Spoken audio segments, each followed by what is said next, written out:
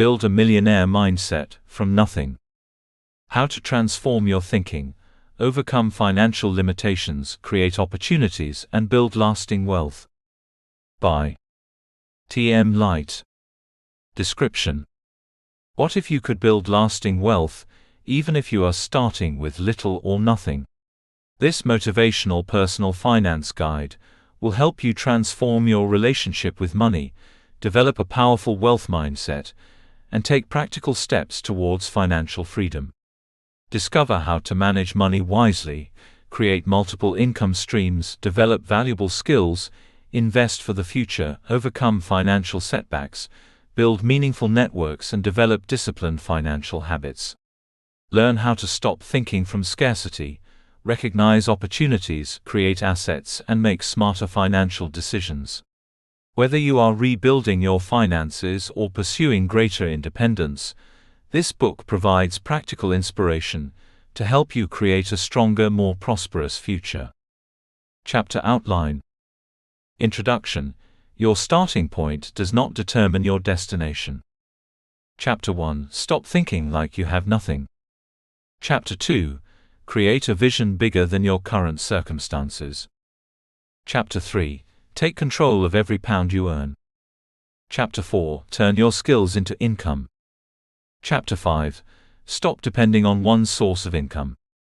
Chapter 6: Learn to think like an investor. Chapter 7: Master discipline, delayed gratification, and consistency. Chapter 8: Fail forward and turn setbacks into lessons. Chapter 9: Build relationships, networks, and opportunities. Chapter 10: Think long-term and build wealth that lasts. Conclusion: you are not starting from nothing.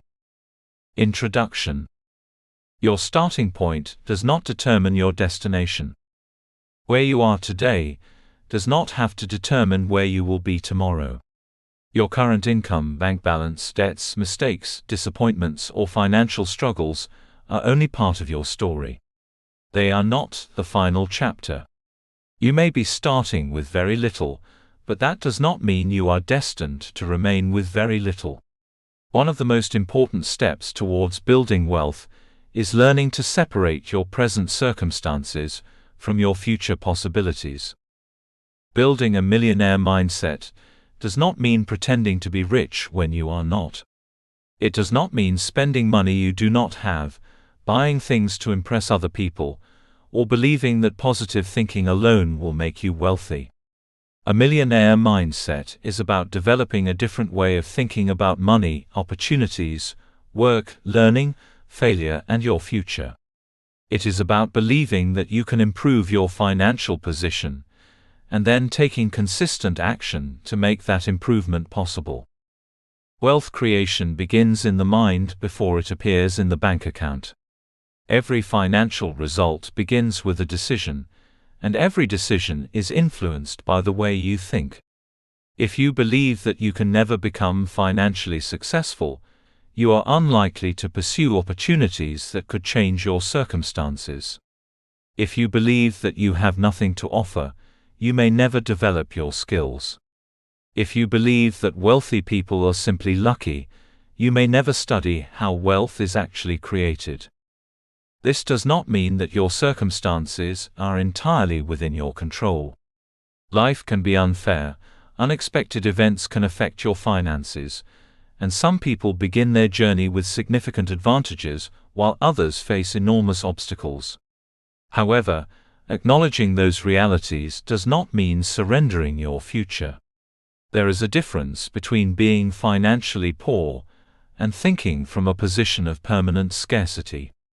You may have little money today, without believing that you will always have little money. You may have debt, without believing that you can never become debt-free. You may have a low income without believing that your earning potential can never increase. Your current circumstances are a starting point, not a permanent destination. Many people make the mistake of believing that they need money before they can begin building wealth. While having capital can certainly create opportunities, money is not the only resource available to you. Your knowledge, skills, experience, creativity, time, determination, relationships, and willingness to learn can also become valuable resources. You may not be able to invest thousands today, but you can invest in yourself. You can learn a valuable skill. You can improve your financial knowledge. You can discover ways to increase your income. You can begin developing habits that will prepare you for greater opportunities in the future. This is how ordinary people begin developing extraordinary financial habits. Wealth does not always begin with a dramatic breakthrough. Sometimes it begins with something as simple as learning to control your spending, saving consistently, paying down debt, developing a new skill, starting a small side income, or learning how investing works. Small decisions may appear insignificant at first, but repeated decisions can produce significant results over time. You must also learn to take responsibility for your financial future without constantly blaming yourself for your past.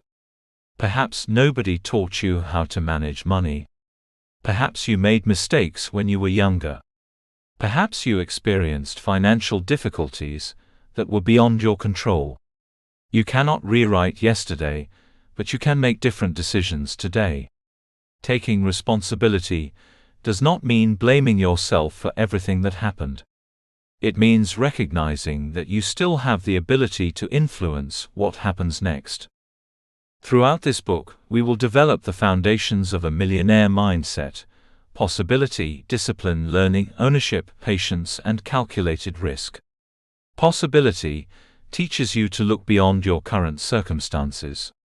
Discipline teaches you to make wise decisions, even when you do not feel motivated. Learning helps you increase your financial intelligence and develop valuable skills. Ownership encourages you to take responsibility for the choices within your control. Patience reminds you that meaningful wealth usually takes time. Calculated risk teaches you to pursue opportunities intelligently rather than recklessly. Becoming wealthy is a process, not an overnight transformation. The world is full of promises of instant wealth, but lasting financial success is usually built through knowledge, consistency, patience, and wise decisions. You do not need to become a millionaire tomorrow. You need to begin becoming the person who can eventually build, manage, and preserve wealth. As you move through this book, I want you to challenge the beliefs that have kept you financially stuck. Learn to ask better questions. Instead of asking, "Why can I never get ahead?" ask, "What can I learn that could help me move forward?" Instead of asking, "Why don't I have enough?" ask, "What can I do with what I have?" Instead of seeing your circumstances as a permanent limitation, begin seeing them as the place from which your transformation can begin. Your journey may not look like someone else's. You may have to start smaller. You may have to move more slowly. You may have setbacks along the way. That is perfectly fine. What matters is that you keep learning, keep improving, and keep moving forward. You may not be able to choose your starting point, but you can influence your direction. Your past may explain where you are, but it does not have to decide where you finish. You are not starting with nothing. You are starting with potential. Now, it is time to discover what you can do with it. Chapter 1. Stop thinking like you have nothing. Changing the mentality that keeps you financially stuck. One of the greatest battles you will face on your journey towards financial success may not be in your bank account. It may be in your mind. When you have struggled financially for a long time, it is easy to become so accustomed to having less that you begin to believe having less is who you are. You stop saying, "I am going through a difficult financial season," and start saying, "I am just poor." You stop thinking of financial struggle as a circumstance and begin treating it as an identity. Once that happens, your circumstances can become much harder to change because your mind has already accepted them as permanent. This is why the first step towards building a millionaire mindset is learning to stop thinking like you have nothing. This does not mean denying your financial reality. If your income is low, acknowledge it. If you have debt, face it. If you have little savings, be honest about it. Financial transformation cannot begin with pretending that problems do not exist. It begins when you can look at your circumstances honestly, without allowing them to convince you that your future is hopeless. Constant financial pressure can affect the way you think and make decisions. When you are worried about paying bills, finding enough money for food, dealing with debt, or surviving until your next payday, your attention naturally becomes focused on immediate problems. Your mind begins searching for ways to survive today rather than ways to build tomorrow. This is understandable because financial security provides mental space. When you are constantly worried about money, long-term planning can feel like a luxury. The danger is that survival thinking can become a habit even after your circumstances begin to improve. You can become so accustomed to expecting financial problems that you continue making decisions from fear. You may refuse every opportunity because you are afraid of losing money. You may spend impulsively whenever you receive extra income because you believe the opportunity may never come again. You may avoid learning about investments because you assume investing is only for wealthy people. You may remain in an unfulfilling situation because you have convinced yourself that there are no alternatives. Scarcity can therefore become more than a financial condition. It can become a way of thinking. Imagine someone who repeatedly tells themselves, "I have nothing." Eventually, those words can become part of their identity. They may begin to see themselves as someone who cannot succeed, someone who cannot afford opportunities, someone who is always behind, or someone for whom financial success belongs to other people. Their language begins shaping their expectations, and their expectations begin influencing their behavior. This is why you must become careful about the story you tell yourself. There is a tremendous difference between saying, "I have very little money right now," and saying, "I will always have very little money." The first statement recognizes reality. The second predicts the future. You may know exactly what is in your bank account today, but you do not know what your financial position can become 5 or 10 years from now. Your current circumstances deserve your attention, but they do not deserve the authority to define your entire future. Perhaps you grew up hearing that money was difficult to obtain. Perhaps you watched your parents struggle and learned from an early age that financial security was something other people enjoyed. Maybe you were taught that rich people were selfish, greedy, dishonest, or unhappy. Perhaps your culture, community, friends, or personal experiences shaped your beliefs about wealth. You may have heard statements such as, "Money doesn't grow on trees," "People like us never become rich," or "You need to know the right people to get ahead." These statements may have been repeated so often that you stopped questioning them. But inherited beliefs are not necessarily facts. You are allowed to examine what you were taught about money and decide whether those beliefs still serve you. You do not have to reject everything you learned from your family or your past. You simply need to become conscious of the beliefs that may be limiting your future. For example, you may believe that money is only for lucky people. But wealth is not exclusively created through luck. Luck can certainly influence circumstances, and some people receive advantages that others do not. But financial success can also be developed through education, skills, business ownership, saving, investing, persistence, and intelligent decision-making. If you convince yourself that wealth is entirely about luck, you may never develop the qualities that could improve your financial position. You may believe that rich people are greedy. But wealth itself is neither good nor bad. Money is a resource, and what someone does with that resource depends on their character and choices. Wealth can be used selfishly, But it can also be used to provide security, create employment, support families, fund businesses, contribute to communities, and help other people. You do not have to become greedy to become financially successful. You may believe, "I could never become wealthy." This belief is particularly dangerous because it closes the door before you have even attempted to walk through it. You do not need to know exactly how you will become wealthy today. You simply need to remain open to learning how it might be possible. The first step is not having all the answers. The first step is becoming willing to search for them. You may believe that you do not have enough money to start. Sometimes this is true. Certain investments and businesses require capital. But there are also ways to begin building wealth through skills, knowledge, discipline, and service. You can begin by improving your financial education. You can learn a valuable skill. You can find ways to increase your earning potential.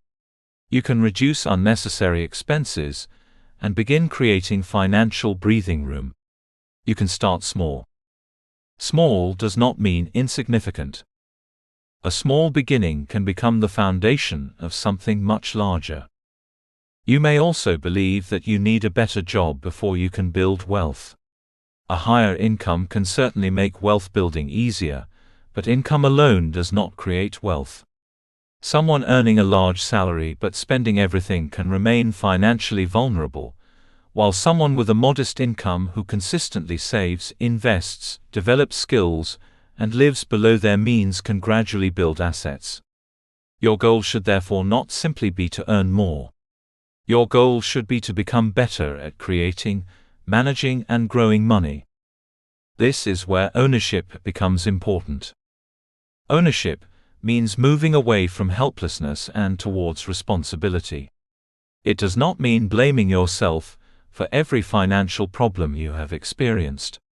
Life contains circumstances you cannot control. You may have experienced unemployment, illness, family responsibilities, unexpected expenses, economic difficulties, or other setbacks. You should not punish yourself for things outside your control. Ownership means asking, "What can I control from this point forward?" That question can change your life. You may not control the economy, but you can control how much you learn about personal finance. You may not control your employer, but you can develop skills that make you more valuable. You may not control what happened 5 years ago, but you can control what you do with the next 5 years. You may not be able to change your starting point, but you can change your direction. A millionaire mindset is built by learning to ask better questions. Instead of constantly asking, "Why can't I afford this?" begin asking, "How could I create the money for this?" Instead of asking, "Why does everyone else have opportunities except me?" ask, "What opportunities exist that I have not yet discovered?" Instead of asking, "Why am I always struggling?" ask, "What patterns are keeping me stuck and what can I change?" Instead of saying, "I am not good enough," ask, "What skill can I develop?" Better questions lead your mind towards possibilities. However, developing an abundance mentality does not mean becoming unrealistic. You should never convince yourself that you can afford something when you cannot. You should not borrow money simply because you want to feel wealthy. You should not take reckless risks because you believe everything will somehow work out. Abundance is not financial irresponsibility. A healthy abundance mentality means believing that opportunities can be created while remaining grounded in reality. It means understanding that money can be earned, skills can be developed, businesses can be built, knowledge can be acquired, and financial habits can be improved. It means looking for possibilities without abandoning wisdom. You must also begin creating a new financial identity for yourself. Instead of seeing yourself as someone who is always broke, begin seeing yourself as someone who is learning to manage money wisely. Instead of seeing yourself as someone who knows nothing about investing, see yourself as someone who is becoming financially educated. Instead of seeing yourself as someone with no opportunities, see yourself as someone who is actively learning to recognize and create opportunities. Your identity will influence your behavior.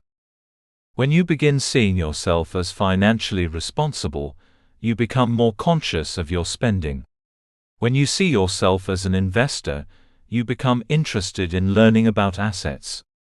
When you see yourself as a creator, you begin looking for problems you can solve.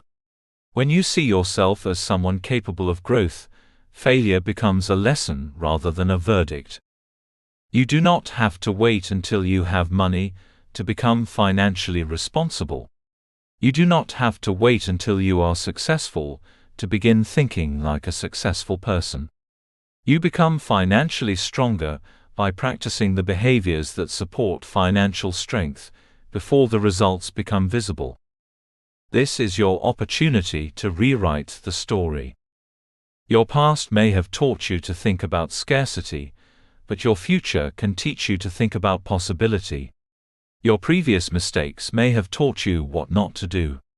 Your struggles may have developed resilience you did not know you possessed. Your lack of money may force you to become creative, resourceful, disciplined, and determined. Do not waste your difficult seasons. Learn from them. Let them strengthen you rather than define you. The person who starts with very little and learns how to build from that position develops something extremely valuable, the ability to create. And the ability to create is far more powerful than simply possessing money. If you learn how to create value, increase your skills, manage resources, solve problems, recognize opportunities, and make disciplined financial decisions, you are developing abilities that can serve you for the rest of your life. Your goal is not to convince yourself that you already have everything. Your goal is to recognize that you have enough to begin. Perhaps you have one skill. Develop it. Perhaps you have an idea. Study it.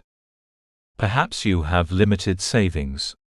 Protect them and learn how to grow them wisely. Perhaps you have little financial knowledge. Start learning. Perhaps you have made terrible mistakes. Analyze them and move forward. Perhaps you have failed before. Try again with greater wisdom. You are not powerless. You are not finished. You are not permanently trapped by your present circumstances.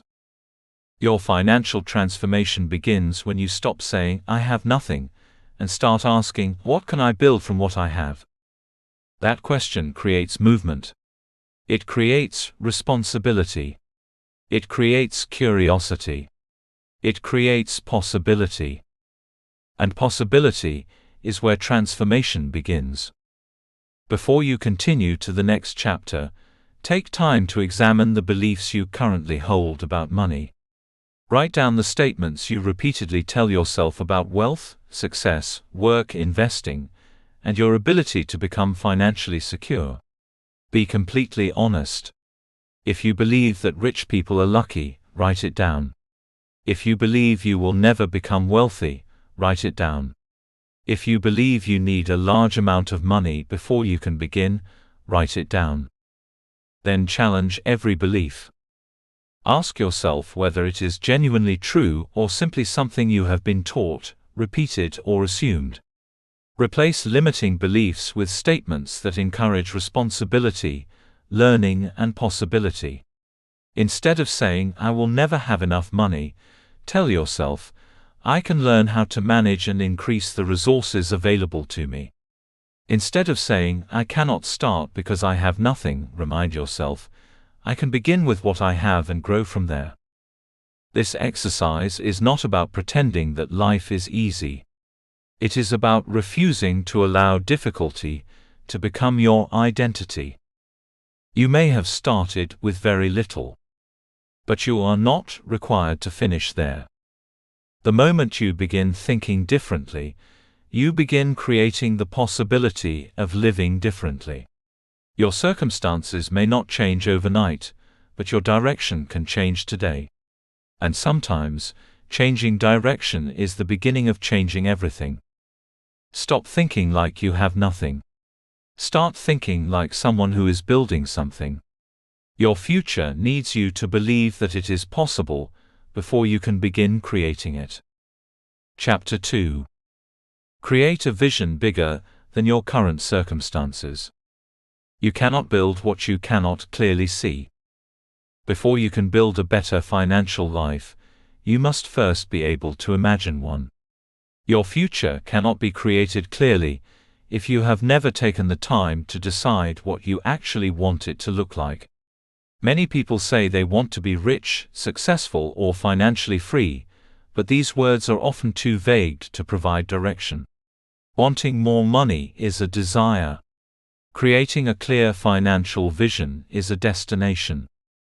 There is a tremendous difference between saying, "I want to become wealthy," and being able to describe what wealth means to you, how much you want to have, what you want your money to accomplish, and what kind of life you want to build with it. The first statement is a wish. The second begins to become a plan. Your vision matters because you are far more likely to move consistently towards something that you can clearly see in your mind. When your destination is unclear, almost any direction can seem acceptable. You may jump from one opportunity to another, spend money without purpose, change goals every few weeks, or become discouraged because you do not know whether you are actually making progress. A clear vision gives your financial decisions a sense of direction. Imagine getting into a car without knowing where you are going. You could drive for hours, spend money on fuel, and cover hundreds of miles, but you could still end up nowhere meaningful. Financial life can be the same. You can work hard, earn money, pay bills, and remain busy every day, yet still find yourself years later wondering why your financial position has not changed significantly. Hard work is valuable, but hard work without direction can leave you exhausted rather than financially free. This is why you need a destination. When you hear the word millionaire, what does it mean to you? For some people, it means having £1 million in assets. For others, it means having £1 million invested. Someone else may define it as having a business worth £1 million. Another person may care less about the number and more about what that level of wealth represents: freedom, security, choices, peace of mind, or the ability to support their family. There is no single definition that must apply to everyone. You must define your own. Becoming a millionaire should not simply be about reaching a number so that you can tell other people how much money you have. Money is a tool. Its greatest value lies in what it allows you to do. If you have no idea what you want your money to accomplish, you can easily spend your entire life chasing a number without ever experiencing the deeper benefits you were seeking.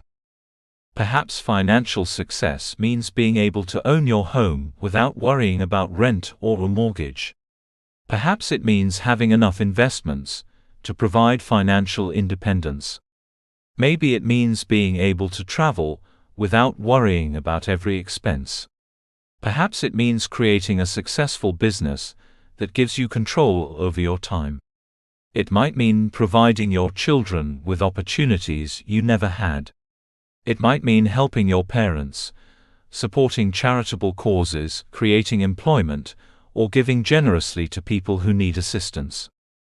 For some people, the greatest attraction of wealth is not luxury at all. It is freedom. Imagine waking up without the constant fear of whether you will have enough money to pay your essential expenses. Imagine having an emergency fund that gives you breathing room when unexpected costs appear. Imagine having investments working towards your long-term future. Imagine being able to make career decisions based on purpose rather than desperation. Imagine having the ability to take time away from work when your family needs you. Imagine being able to pursue an idea because you believe in it rather than because you desperately need immediate income. This is why your vision should go beyond money. Money is the vehicle, but your desired life is the destination. A powerful financial vision should make you feel something. It should give you a reason to keep going when the journey becomes difficult. There will be moments when your savings appear to be growing too slowly. There will be times when an investment does not perform as expected. There may be months when your income is lower than you hoped. You may experience business setbacks, unexpected expenses, or personal disappointments. During those moments, simply saying, "I want to be rich," may not be enough to keep you moving. But if you know why you are doing it, you have something stronger to hold on to. Your why might be your family. It might be freedom. It might be the desire to escape financial anxiety. It might be the desire to build something that belongs to you. It might be the desire to become financially independent so that you can spend more of your life doing meaningful work. It might be the desire to leave a legacy for the next generation. Your why does not need to impress anyone else. It only needs to matter deeply to you. Once you understand your why, you can begin turning your dream into specific objectives. This is where vision becomes strategy. Instead of saying, "I want to have more money," you might decide that you want to build an emergency fund within the next year. Instead of saying, "I want to invest," you might decide to learn the fundamentals of investing and begin making regular contributions when you are financially ready. Instead of saying, "I want to earn more," you might identify a specific skill that could increase your earning potential and dedicate several months to developing it. A vague goal is difficult to measure. A specific goal gives you something to work towards. Your financial goals should also stretch you, without becoming completely disconnected from reality. There is nothing wrong with dreaming big. In fact, you should dream bigger than your current circumstances. But dreaming big does not mean abandoning common sense. If you currently have no savings, enormous debts, and limited income, expecting to become a millionaire within a few months may encourage dangerous decisions. You might be tempted by gambling, high-risk speculation, scams, or unrealistic schemes promising instant wealth. Your vision should inspire you, not make you reckless. There is power in setting goals that are ambitious enough to challenge you, while remaining connected to a realistic path. You can have a long-term goal of becoming a millionaire, while simultaneously creating smaller goals that move you towards that destination. Think about your financial life in stages. What do you want to accomplish within the next year? What would you like your financial position to look like in 5 years? What could you potentially build within 10 years? What would you like your life to look like 20 years from now? The 1-year vision gives you something immediate to work towards. The 5-year vision gives you a broader direction. The 10-year vision encourages you to think about assets, investments, businesses, and long-term growth. The 20-year vision forces you to think beyond immediate gratification and consider the kind of life and legacy you want to create. You do not need to know exactly what your life will look like 20 years from now. Nobody can predict the future with complete accuracy. The purpose of long-term vision is not to create a rigid script that can never change. It is to establish a direction. Your financial vision is allowed to evolve. As you learn more, your goals may change. As your income changes, your opportunities may change. As your family circumstances change, your priorities may change. Perhaps you originally dream of owning a particular type of business, but after gaining experience, you discover that another business model suits you better. Perhaps you initially want to buy a large home, but later realize that financial independence is more important to you than owning an expensive property. Changing your goals does not necessarily mean you have failed. Sometimes it means you have grown. The important thing is to remain intentional. Do not allow your goals to change simply because you became distracted or discouraged. Change them because your understanding has improved or your circumstances have genuinely changed.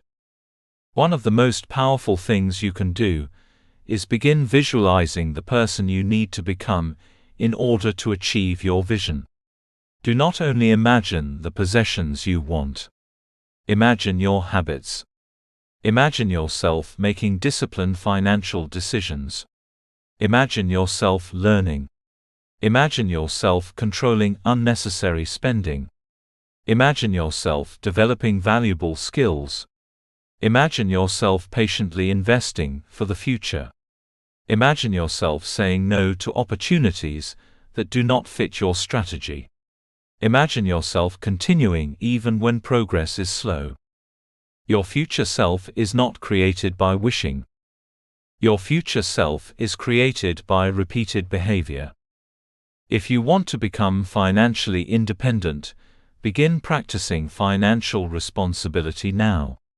If you want to become an investor, begin educating yourself now. If you want to become a business owner, begin learning about business now. If you want to become financially disciplined, begin making disciplined decisions with the money you have today. You do not have to wait for your future circumstances before developing your future identity. Your vision should therefore answer an important question: who must I become to create the life I want? Perhaps you need to become more disciplined. Perhaps you need to become more confident. Perhaps you need to become more financially educated. Perhaps you need to become better at managing your emotions around money. Perhaps you need to become more willing to learn new skills or take calculated risks. The journey towards wealth is not simply about acquiring money. It is about becoming capable of creating and managing it. Your vision also needs to be strong enough to survive comparison. One of the easiest ways to lose sight of your own financial goals is to constantly compare your life with someone else's. Social media can make it appear as though everyone else is traveling, buying expensive homes, driving luxury cars, starting successful businesses, and enjoying financial freedom. But you rarely see the complete picture. You do not know what debt someone has accumulated to maintain their lifestyle. You do not know how much financial support they received. You do not know what sacrifices they made. You do not know whether their success is sustainable. You do not know their private struggles. Your financial journey is yours. Do not abandon your long-term goals because someone else appears to be moving faster. The purpose of your vision is to give you something more valuable than temporary excitement. It gives you a reason to make decisions today that your future self will appreciate. It reminds you that every pound you manage wisely can become part of something larger. Every skill you develop can increase your future possibilities. Every financial lesson you learn can prevent future mistakes. Every disciplined decision can strengthen your ability to build wealth. You are constructing a future that does not exist yet. That requires imagination. But it also requires action. So take some time now to create your personal millionaire vision statement. Do not write what sounds impressive. Write what genuinely matters to you. Describe the financial life you want to create and the reasons behind it. Think about the kind of home you want, the level of financial security you want, the work you want to do, the experiences you want to enjoy, the people you want to help, and the freedom you want your money to provide. Then describe where you want to be in 1 year. Think about the immediate improvements you want to make to your income, savings, debt, skills, and financial knowledge. Next, describe where you want to be in 5 years. Consider the assets you want to own, the income you want to generate, and the level of financial independence you want to achieve. Then look 10 years ahead and imagine what a substantially stronger financial position could provide. Finally, think 20 years into the future and describe the legacy, freedom, security, and opportunities you would like to have created. Read your vision regularly. Let it remind you why discipline matters when you are tempted to spend unnecessarily. Let it encourage you when progress seems slow. Let it challenge you when you are tempted to give up. Let it help you distinguish between opportunities that move you forward and distractions that pull you backwards. Your vision is not a guarantee that everything will happen exactly as you imagine. Life will surprise you. Plans will change. Some dreams may become irrelevant. New opportunities may appear. But having a vision gives you a direction from which you can adapt. Never underestimate the power of knowing where you want to go. The person who can see a better future is more likely to work towards creating it. The person who knows why they are working is more likely to endure difficult seasons. The person who has a clear financial destination is more likely to recognize whether today's decisions are taking them closer to or further away from their goals. Your current circumstances may be small, but your vision does not have to be. Allow yourself to dream beyond what you currently see. Allow yourself to imagine a life with greater freedom, greater security, greater purpose, and greater opportunity. Then bring that vision back into the present, and ask yourself what you can do today to move one step closer. You do not need to see the entire staircase. You only need to see the next step. Your vision gives you the destination. Your actions will create the journey. And one day, when you look back, you may realize that the life you once imagined while sitting in circumstances that seemed impossible became the life you actually built. That is the power of a vision. It allows you to see tomorrow before tomorrow arrives, and then gives you the courage to begin creating it today. Chapter 3.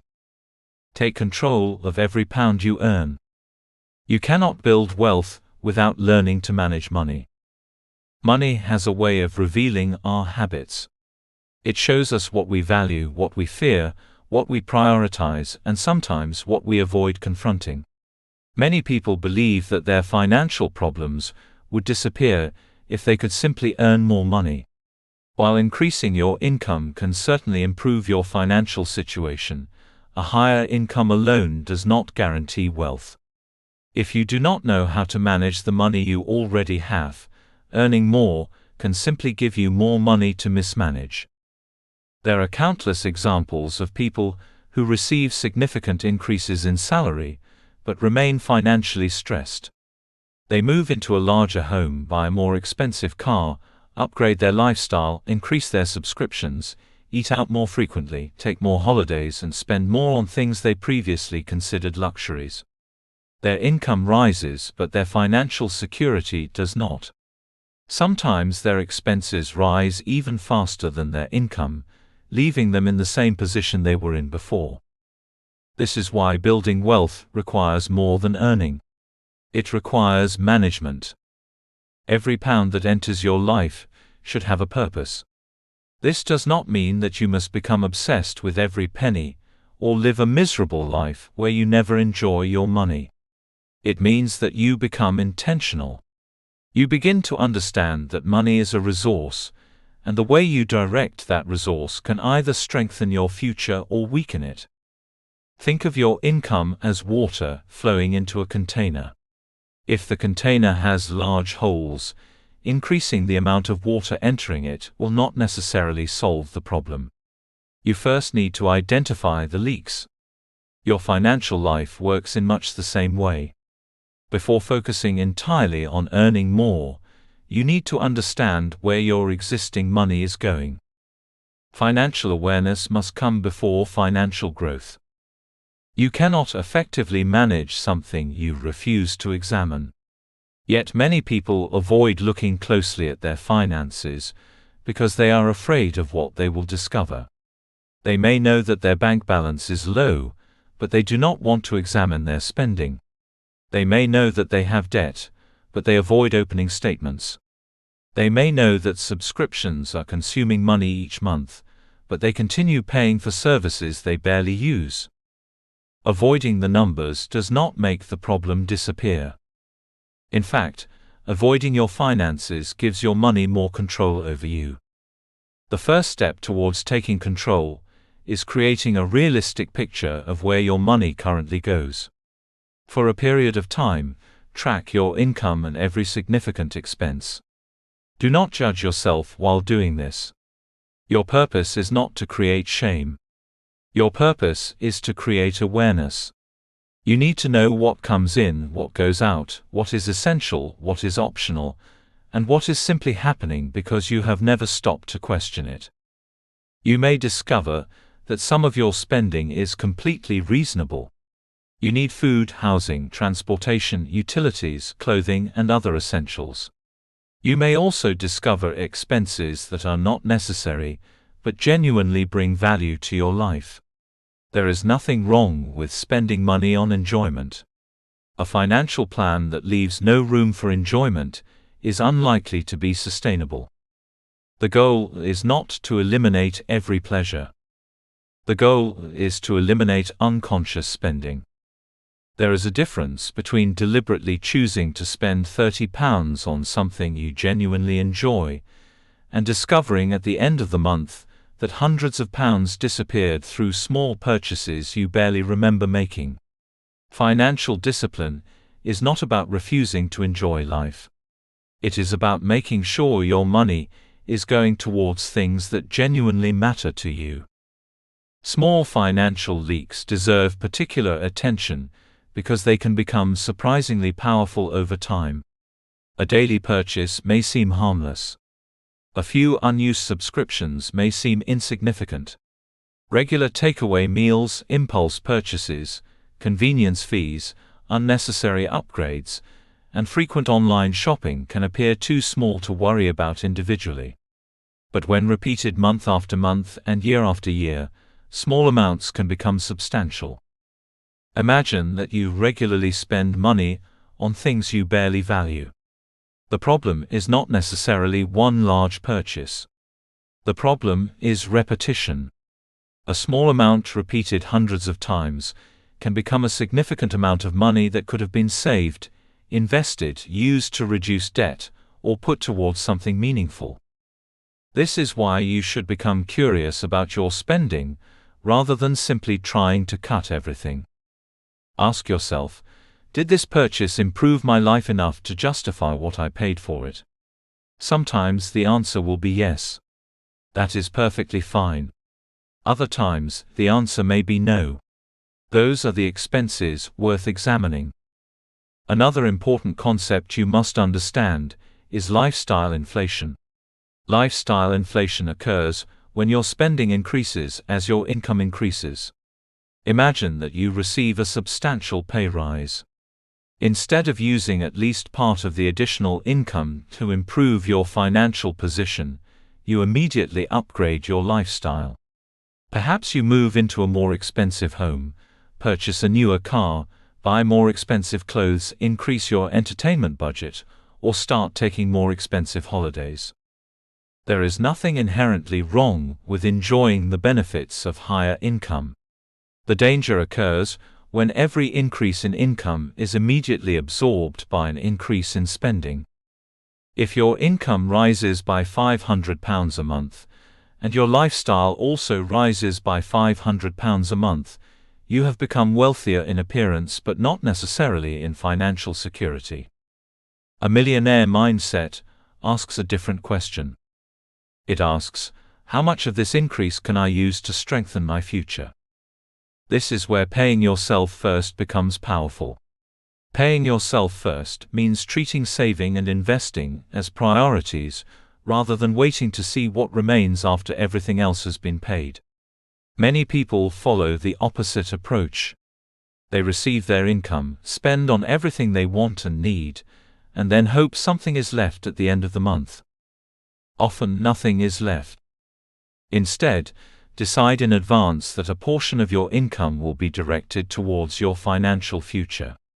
The exact amount will depend on your circumstances, income, obligations, and goals. If your income is modest, the amount may initially be small. Do not allow the smallness of the amount to discourage you. The purpose is to develop the habit. A person who consistently saves a manageable amount is developing financial discipline. Over time, that discipline can become more important than the initial amount. One of your first priorities should also be building an emergency fund. Life does not always follow your financial plan. Your car may require repairs. Your home may need unexpected work. You may experience a temporary reduction in income. An emergency fund gives you a financial cushion that can prevent every unexpected expense from becoming a crisis. Without savings, an emergency often leads to debt. With savings, the same emergency may simply be an inconvenience. Your emergency fund does not need to be built overnight.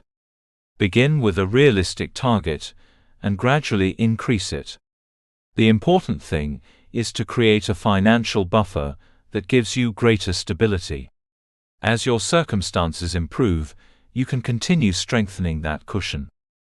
Debt is another area where financial control becomes essential. Not all debt is identical, and it is important to understand the difference between debt that may support wealth creation and debt that primarily creates financial pressure. Borrowing to acquire an asset or fund something that has a reasonable potential to generate value can sometimes be strategically useful. However, borrowing to maintain an unsustainable lifestyle can become destructive. High-interest consumer debt can be particularly dangerous because interest can consume money that could otherwise be used to build your future. When you repeatedly borrow for things that lose value quickly, you can find yourself paying for yesterday's purchases with tomorrow's income. The goal is not to become terrified of all borrowing. The goal is to become educated about debt. Before taking on debt, understand the interest rate, repayment terms, total cost, consequences of missed payments, and whether the purchase is genuinely necessary. Never allow the availability of credit to convince you that you can afford something. Being approved to borrow money does not necessarily mean that borrowing it is financially wise. Financial control also means learning to separate needs from wants. This does not require you to eliminate every want from your life. It simply means you understand the difference. When money is limited, priorities matter. You cannot spend the same pound twice. Every pound used for one purpose is a pound that cannot simultaneously be used for another. That is why your spending should reflect your values.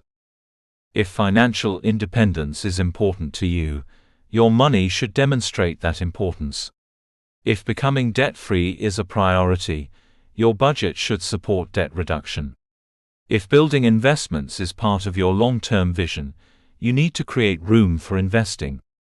If supporting your family matters deeply to you, that should also be considered in your financial planning.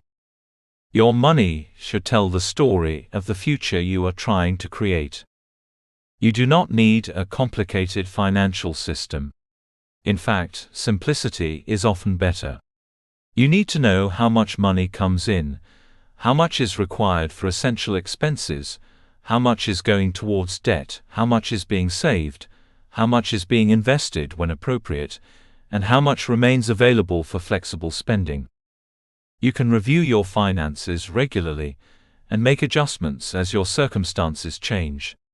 Perhaps your income increases. Perhaps a debt is paid off. Perhaps your expenses change. Perhaps you discover a better way to manage your money. Your system should be flexible enough to adapt, while remaining disciplined enough to keep you moving towards your goals.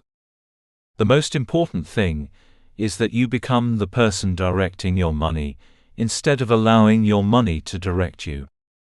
You should know where your money is going. You should know why it is going there. You should know whether that decision supports your future.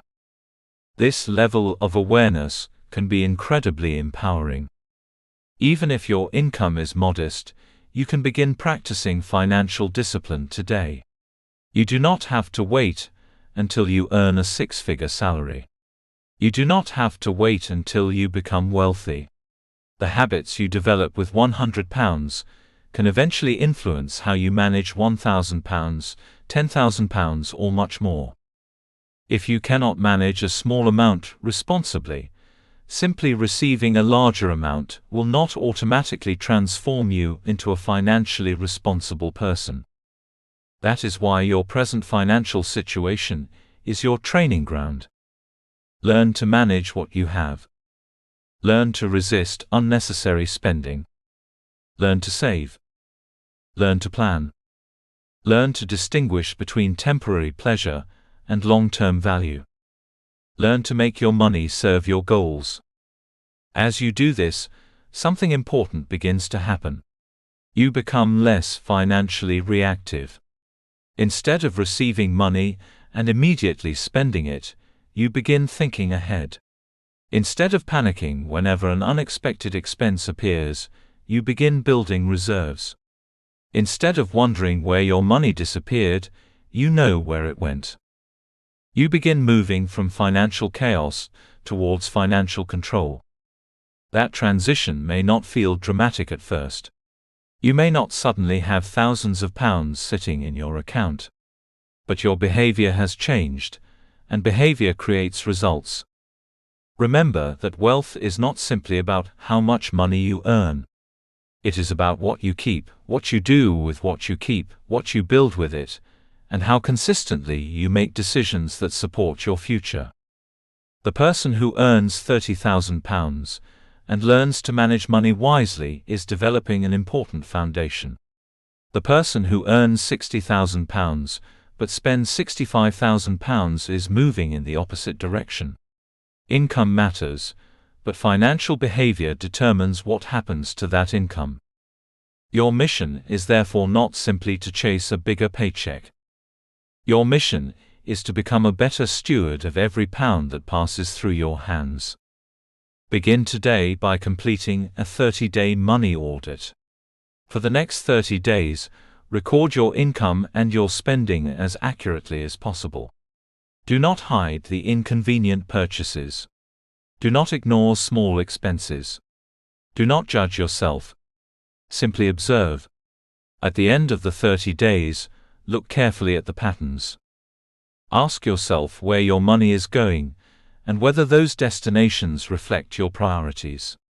Identify 3 areas where you could redirect money towards your financial future. Perhaps you can reduce an unnecessary subscription. Perhaps you can reduce impulse purchases.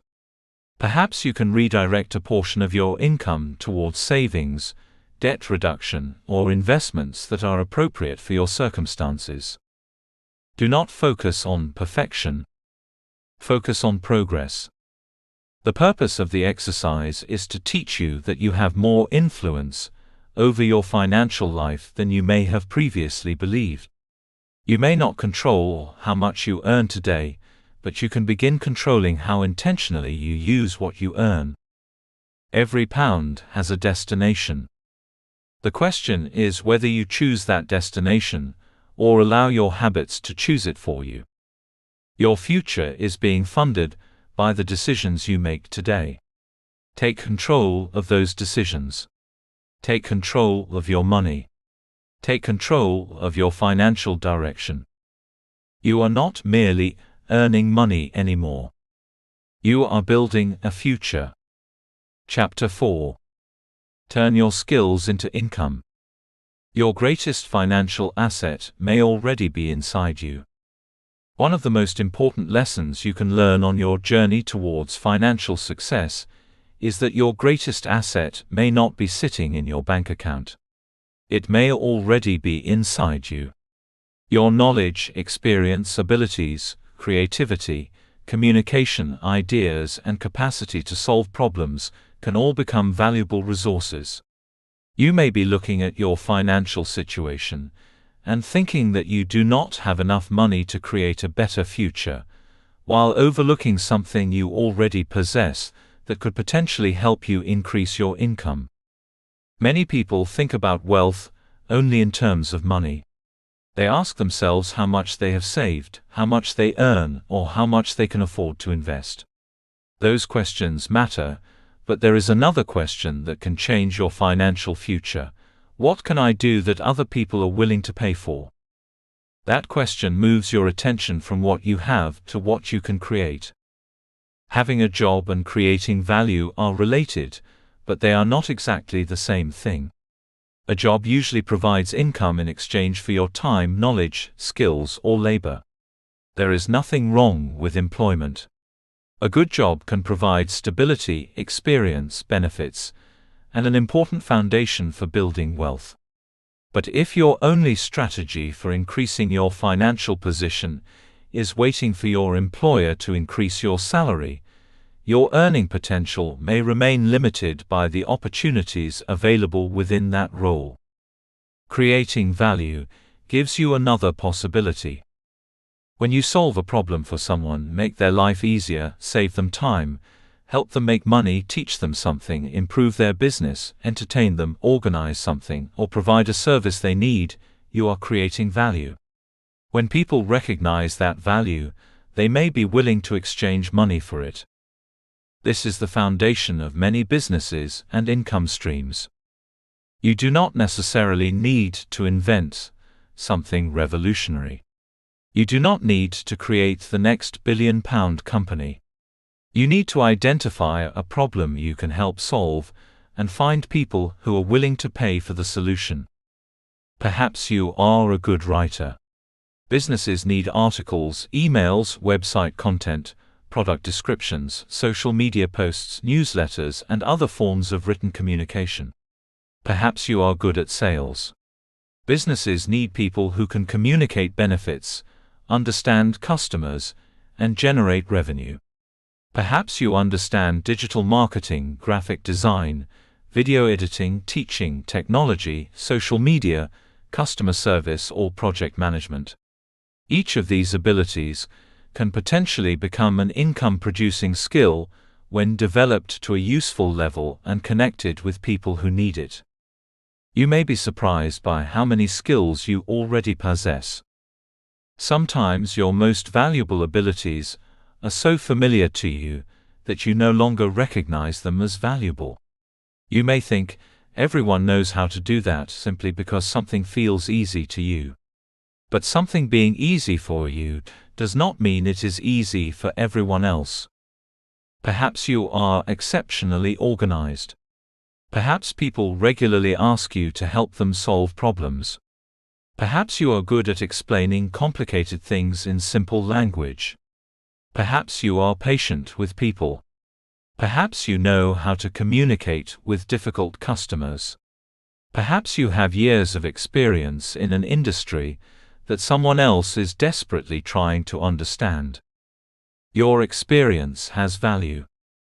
The challenge is learning how to recognize that value and communicate it to the right people. Start by thinking about everything you have learned throughout your life.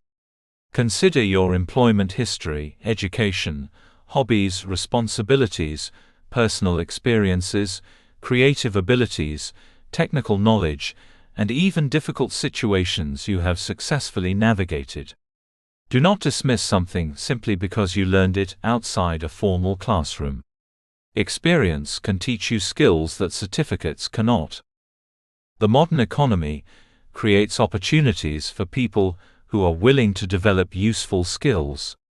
Technology has made it possible for individuals to offer services to customers and businesses far beyond their immediate geographical area. A person sitting at home can potentially write for clients, edit videos, design graphics, manage social media, teach students, provide administrative support, consult with businesses, or create digital products for customers in different parts of the world. This does not mean that success is automatic. Opportunity does not eliminate competition. You still need to become good at what you do. You need to understand your customers. You need to communicate professionally. You need to deliver what you promise. You need to build trust. You need to learn how to market yourself. But the possibilities are much greater when you stop thinking only in terms of employment and begin thinking in terms of value creation. A valuable skill can become an asset because it can potentially increase your earning capacity again and again. Imagine learning a skill that allows you to earn an additional £100. That is useful. But imagine becoming so good at that skill that you can earn £500, £1,000 or more from your expertise over time. The skill itself has become an asset. It can continue producing value as you improve. This is why continuous learning is such an important part of the millionaire mindset. You should never become too comfortable with what you know today. The world changes. Technology changes. Consumer behavior changes. Industries change. New tools appear. New opportunities emerge. Skills that were highly valuable 10 years ago may become less valuable, while new skills can become increasingly important. Your earning potential can grow when your ability to create value grows. This is one of the most encouraging principles in personal finance, because it means your current income does not have to be your permanent income. You can become more valuable. You can learn. You can practice. You can improve. You can specialize. You can develop expertise. You can combine different skills to create something more valuable than any one skill alone. For example, someone who understands writing and digital marketing may be able to offer a more valuable service than someone who only writes. Someone who understands video editing and social media strategy may be able to help a business not only produce videos but also use them effectively. Someone who understands customer service and technology may be able to help companies improve their customer support systems. Your skills can complement one another. This is why you should not underestimate seemingly ordinary abilities. Customer service experience can teach communication, problem solving, empathy, conflict resolution, and relationship management. Administrative experience can develop organization, scheduling, attention to detail, and process management. Teaching can develop communication, patience, research, and presentation skills. Management can develop leadership, planning, delegation, and decision-making. You may already have more valuable skills than you realize. The next step is turning a skill into a service. A skill becomes commercially useful when you can clearly explain how it helps someone. Instead of saying, "I am good at writing," you could explain that you help businesses create clear website content that communicates their services. Instead of saying, "I know social media," you could offer to manage a company's social media presence. Instead of simply saying, "I can edit videos," you could provide short-form video editing for businesses or content creators. People do not usually pay because you possess a skill. They pay because your skill solves a problem. This distinction can completely change the way you approach earning money. Ask yourself who needs what you can do. What problem do they have? How does your skill make their life easier? What result can you help them achieve? Why should they choose you rather than someone else? You do not need perfect answers immediately. You need to start asking the right questions. One of the biggest obstacles preventing people from creating additional income is the belief that they are not ready. They think they need a perfect website, professional branding, years of experience, expensive equipment, or thousands of followers before they can offer a service. You do not need to have everything figured out before taking your first step. Start where you are. Your first customer may not pay you a huge amount. Your first project may not be impressive. Your first attempt may contain mistakes. That is part of learning. Every experienced professional was once a beginner. You build credibility by doing the work well. If you have no previous business experience, begin by creating examples of what you can do. Build a small portfolio. Offer your service to someone who genuinely needs it. Complete a project and ask for honest feedback. Improve your work. Collect testimonials when appropriate. Gradually, demonstrate that you can deliver results. Do not confuse lack of experience with lack of potential. Experience is built through experience. You cannot become experienced without beginning. Your first additional income stream can start surprisingly simply. You might offer a service to people you already know. You might use an online platform where customers search for freelancers.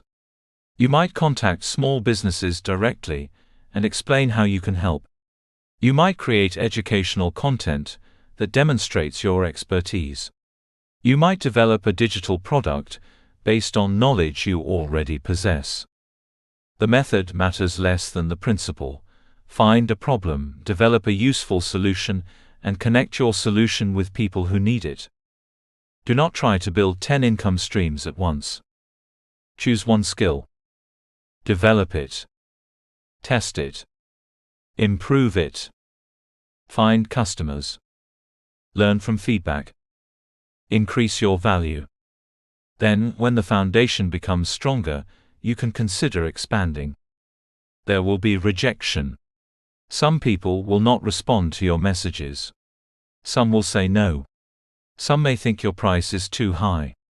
Others may not understand the value you offer. Do not allow rejection to become a statement about your worth. A rejected offer does not mean you are worthless. It may mean the person does not need your service. It may mean your message was unclear. It may mean your offer needs improvement. It may mean you approached the wrong audience. It may mean you need more experience. Learn rather than collapse. The millionaire mindset does not interpret every obstacle as a reason to quit. It asks, what can this teach me? As you develop your skills, remember that increasing income is only part of the journey. The additional money you create should ideally support your broader financial goals. Some can strengthen your emergency fund. Some can help reduce destructive debt. Some can be invested when appropriate. Some can be reinvested into your skill development or business. Some can improve your quality of life. The goal is to turn additional income into progress, rather than simply another reason to spend more. Your skill can therefore become the bridge between where you are and where you want to be. Perhaps you cannot invest thousands today, but you can invest time in learning. Perhaps you cannot start a large company, but you can offer a small service. Perhaps you do not have a huge audience, but you can begin building one. Perhaps you have never considered yourself an entrepreneur. That does not mean you cannot learn entrepreneurial thinking. Your financial future may change because of a skill you decide to develop today. Think about the person you could become 3 years from now if you dedicated consistent time to learning something valuable. Imagine how much better you could become if you practiced every week, studied your industry, learned from experienced people, worked with real customers, and continued improving. Your skill today might be basic. Your skill 3 years from now could be exceptional. That is the power of learning. Do not underestimate what can happen when you commit yourself to becoming more valuable. For your chapter exercise, take a piece of paper and write down 10 skills or experiences you already possess. Include everything from professional abilities to personal strengths, technical knowledge, creative talents, communication skills, and experiences that have taught you something valuable. Do not decide too quickly that something is worthless. Write everything down. Then examine your list carefully and identify 3 skills that could potentially be converted into income. For each one, think about the people or businesses who might need that skill. Consider the problem your skill could solve and the service you could offer. You do not need to create a perfect business plan at this stage. Your objective is to begin seeing your abilities through a different lens. You are not simply someone looking for a way to make money. You are someone who can create value. That distinction matters. Your greatest financial asset may already be inside you. It may be your ability to communicate, teach, create, organize, analyze, sell, solve problems, build relationships, or learn. You may not yet know how valuable that ability can become. Discover it. Develop it. Put it to work. Your income can change when your skills change. Your opportunities can expand when your value expands. Your confidence can grow when you prove to yourself that you can learn something difficult and become good at it. You do not have to remain limited by what you can earn today. You can become more capable. You can become more valuable. And as you become more valuable, you can create new possibilities for your financial future. Start with what you know. Learn what you do not know. Build what you can build. And never forget that sometimes the first step towards becoming financially independent is not finding more money. It is discovering more of yourself. Chapter 5. Stop depending on one source of income. Build multiple doors to financial freedom. For many people, the path to financial security begins and ends with a single salary. Every month, money comes from one employer, and that income is expected to cover housing, food, transportation, bills, debt, family responsibilities, emergencies, savings, and everything else life requires. When that income is stable, the arrangement can feel secure. But when something changes, the vulnerability becomes obvious. A job can disappear. Hours can be reduced. A company can restructure. An industry can change. An unexpected personal circumstance can interrupt your ability to work. When one income source supports your entire financial life, the loss of that source can create enormous pressure. This is why building multiple sources of income can become an important part of a millionaire mindset. It is not about becoming obsessed with making money from every possible direction. It is about creating financial resilience and gradually giving yourself more than one door through which money can enter your life. Your salary may be your first door, but it does not have to be your only one. Having multiple income streams does not mean you must suddenly become a business owner, investor, content creator, freelancer, and online entrepreneur all at once. In fact, trying to do everything simultaneously can become overwhelming and counterproductive. The goal is not to create 10 income streams next month. The goal is to build one additional source of income carefully, learn from the experience, and then decide whether another source makes sense. To understand this properly, you first need to understand the different ways income can be generated. Active income is money you earn through your direct effort and time. A salary is one example. Freelancing, consulting, tutoring, and providing services are also forms of active income because you are directly involved in producing the work that generates the money. Business income can come from selling products or services through a business structure. A business may eventually allow you to separate your personal time from some of the processes that generate revenue, although building a genuinely scalable business usually requires significant effort, systems, and management. Investment income comes from assets that you own. Depending on the investment, this might include dividends, interest, rental income, or capital growth. Investing is not a guaranteed way to make money, and all investments involve risk, but over the long term, productive assets can play an important role in wealth building. Then there is what people often describe as passive income.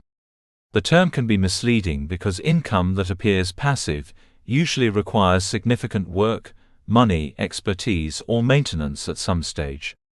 A digital product may continue generating sales after it is created, but someone still had to develop it and may need to update or promote it.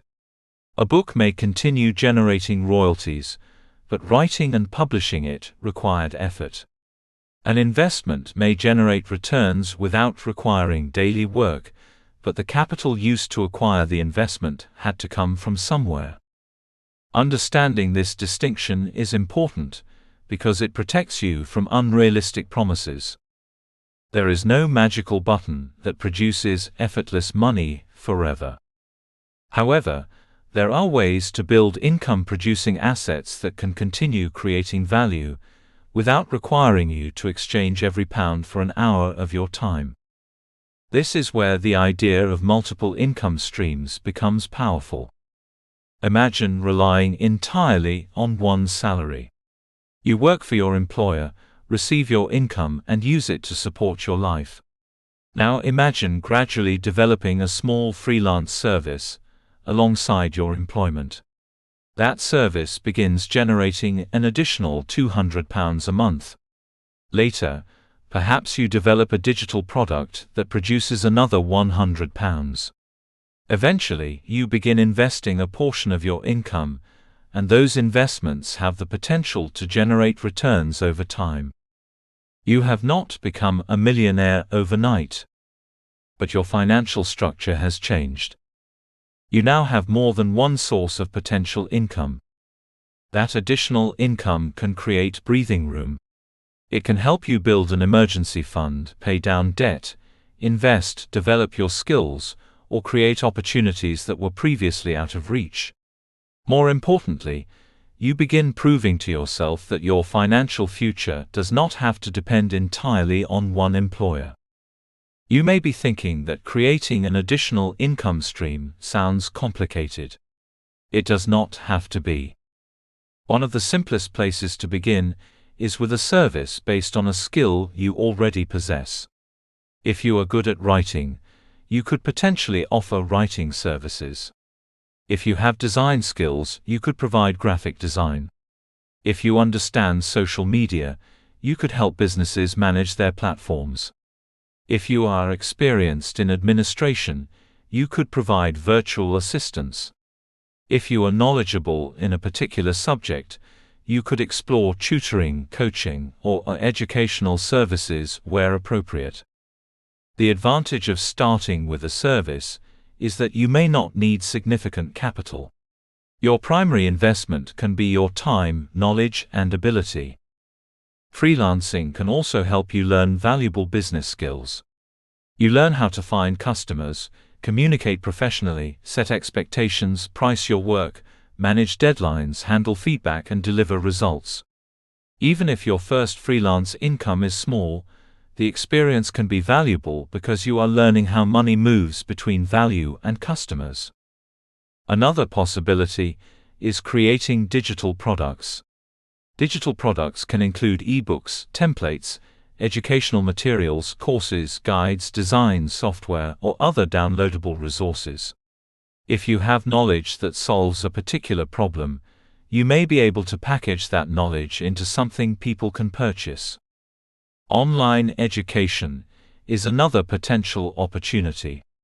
People are constantly searching for information that can help them learn skills, improve their careers, manage their businesses, become healthier, understand technology, develop personal skills, or solve specific problems.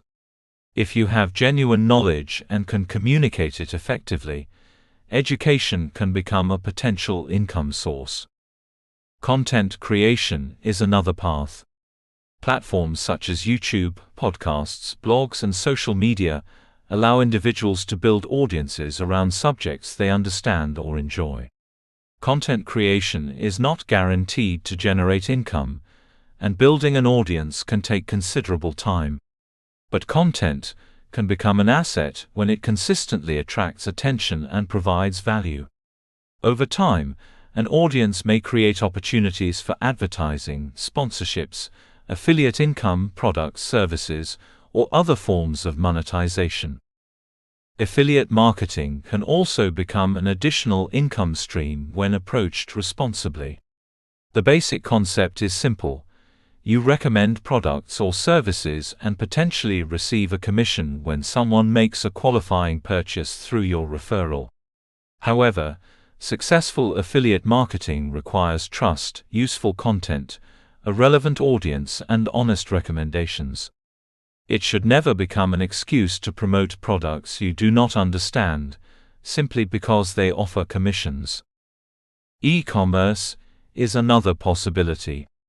Selling physical or digital products can become a business, although it comes with responsibilities such as product sourcing, customer service, marketing, fulfillment, returns, and financial management.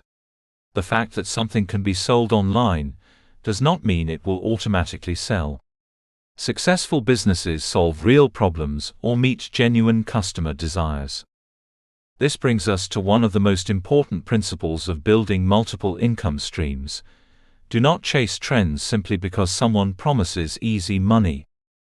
The internet is full of people claiming that you can become rich quickly through a particular method. Some opportunities are genuine, while others are exaggerated, misleading, or outright fraudulent. Be suspicious of anyone promising guaranteed returns, instant wealth, secret systems, or enormous profits with almost no effort or risk. Real income generally comes from somewhere. Someone has to create value. Someone has to pay. A legitimate business model should be understandable enough for you to explain how money is actually being generated. If you cannot understand where the income comes from, be extremely careful about putting your money into it. This is particularly important with investing. Investing can be an important long-term wealth-building tool, but it is not a shortcut to instant riches. Investments can rise and fall in value. Returns are not guaranteed. You need to understand what you are investing in, the risks involved, the costs, your time horizon, and whether the investment is appropriate for your circumstances. The millionaire mindset does not chase every opportunity. It evaluates opportunities. It asks questions. It studies. It considers risk. It protects capital. It thinks long-term. This is why building multiple income streams should happen gradually. Imagine trying to launch a freelance business, start a YouTube channel, create an online course, open an online shop, begin affiliate marketing, learn investing, and write a book all at the same time. You might feel extremely productive for a few weeks, but eventually your attention would become divided. None of the projects would receive enough focused effort to develop properly. More opportunities do not automatically create more success. Sometimes they create more distraction. Choose one additional income source and give it your attention. Learn what works. Make mistakes. Improve. Build systems. Understand your customers. Track your income and expenses. Once that income stream becomes reasonably established, you can consider whether another one makes sense. Your objective is not to become busy. Your objective is to become financially stronger. There is another important principle you must remember. When additional income begins arriving, do not immediately increase your lifestyle. This is where many people lose the advantage of earning more. They start making extra money and immediately spend it. The additional income disappears into restaurants, clothes, gadgets, holidays, subscriptions, or a more expensive lifestyle. Instead, consider using some of that additional income to strengthen your financial foundation. You might build your emergency fund, reduce expensive debt, invest when appropriate, or reinvest into the income stream itself. Perhaps you need better equipment, training, software, advertising, or professional support. Reinvesting can allow a small income stream to become more productive. Think of your first additional income stream as a seed. Do not eat the seed immediately. Plant it. Nurture it. Allow it to grow. Then, when it produces more, you can use part of the harvest to plant additional seeds. This is how multiple income streams can gradually develop into a financial ecosystem. Your goal is not necessarily to have 10 sources of income. Your goal is to build enough financial strength that your future is not dangerously dependent on a single source. You may eventually have employment income, business income, investment income, royalties, digital product income, or other forms of revenue. But the exact combination will depend on your skills, interests, circumstances, risk tolerance, and goals. Do not compare your income structure with someone else's. Build what makes sense for you. Your first income stream beyond your primary income may be very small. Do not despise small beginnings. An extra £50 can teach you something. An extra £200 can create breathing room. An extra £500 can accelerate a financial goal. More importantly, the process teaches you that you are capable of creating value outside the traditional structure of employment. That knowledge can change your confidence. When you realize that you can create income independently, you begin thinking differently. You start seeing problems as potential opportunities. You begin paying attention to what people need. You become more interested in developing skills. You become more comfortable with the idea that your income can grow through multiple channels. That is a powerful shift. For your chapter exercise, design your first 3 income stream plan. Start with your primary source of income and recognize that this is your foundation rather than your only option. Then identify one additional income stream you could realistically begin with your current skills and resources. It might be freelancing, a service business, digital products, content creation, online education, affiliate marketing, e-commerce, or another legitimate opportunity that fits your circumstances. Then identify a potential third income stream for the future, but do not try to build it immediately. Your first objective is to establish the second source successfully. Consider what skills you need, what resources you already have, how much time you can realistically dedicate, who might pay for the value you provide, and what your first small financial target could be. Be honest about your starting point. You do not need thousands of pounds to begin every possible income stream. You need a realistic plan that matches your current resources. Remember that financial freedom is rarely created by one dramatic breakthrough. It is often built by opening one door, then another, and then another. Your salary may be the first door. Your skills may open the second.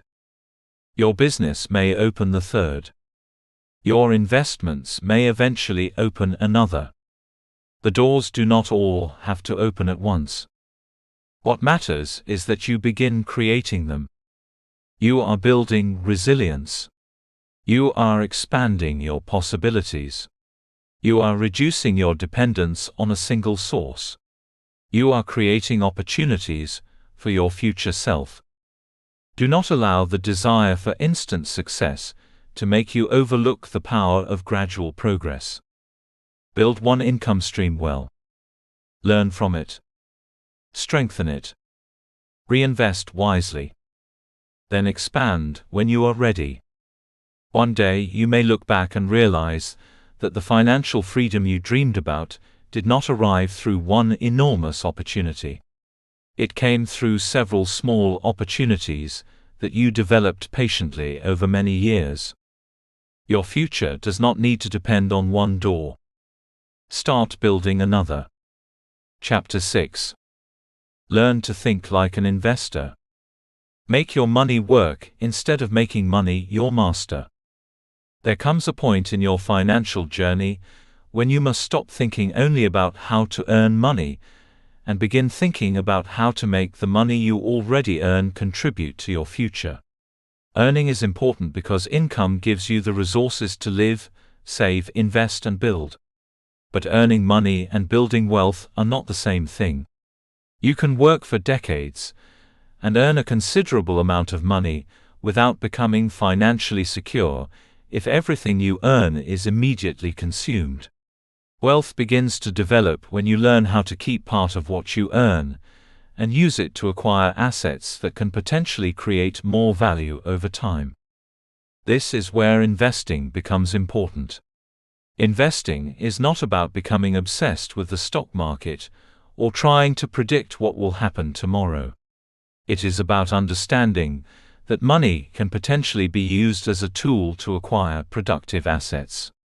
Instead of allowing every pound you earn to disappear into expenses, you begin directing some of your resources towards things that may grow in value or generate income over time.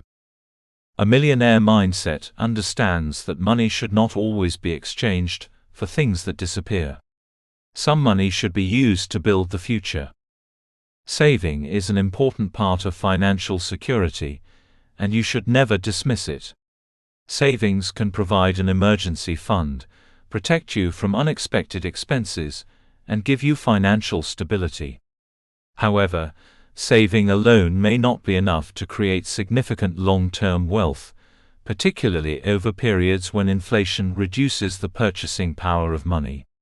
If your money simply sits somewhere without earning a meaningful return, while the cost of living continues to rise, the real value of that money may gradually decline.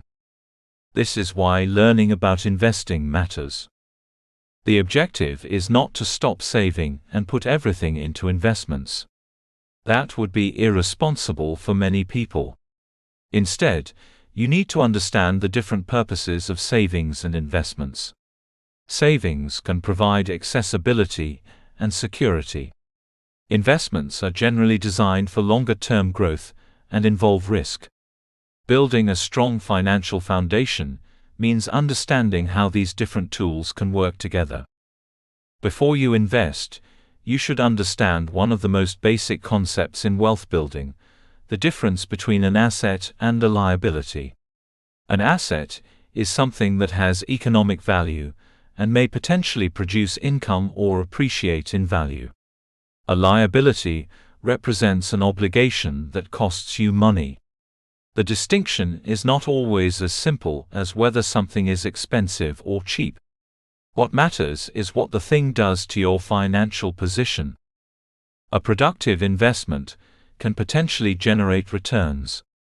A liability may continuously require payments without creating corresponding financial value. Learning to distinguish between the two helps you think differently about money.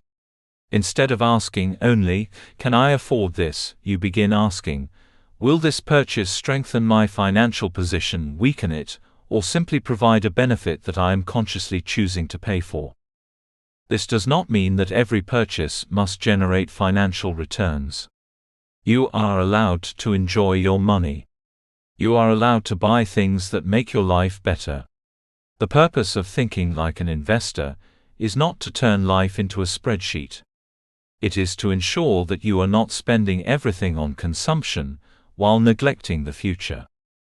Making your money productive means giving some of it the opportunity to grow.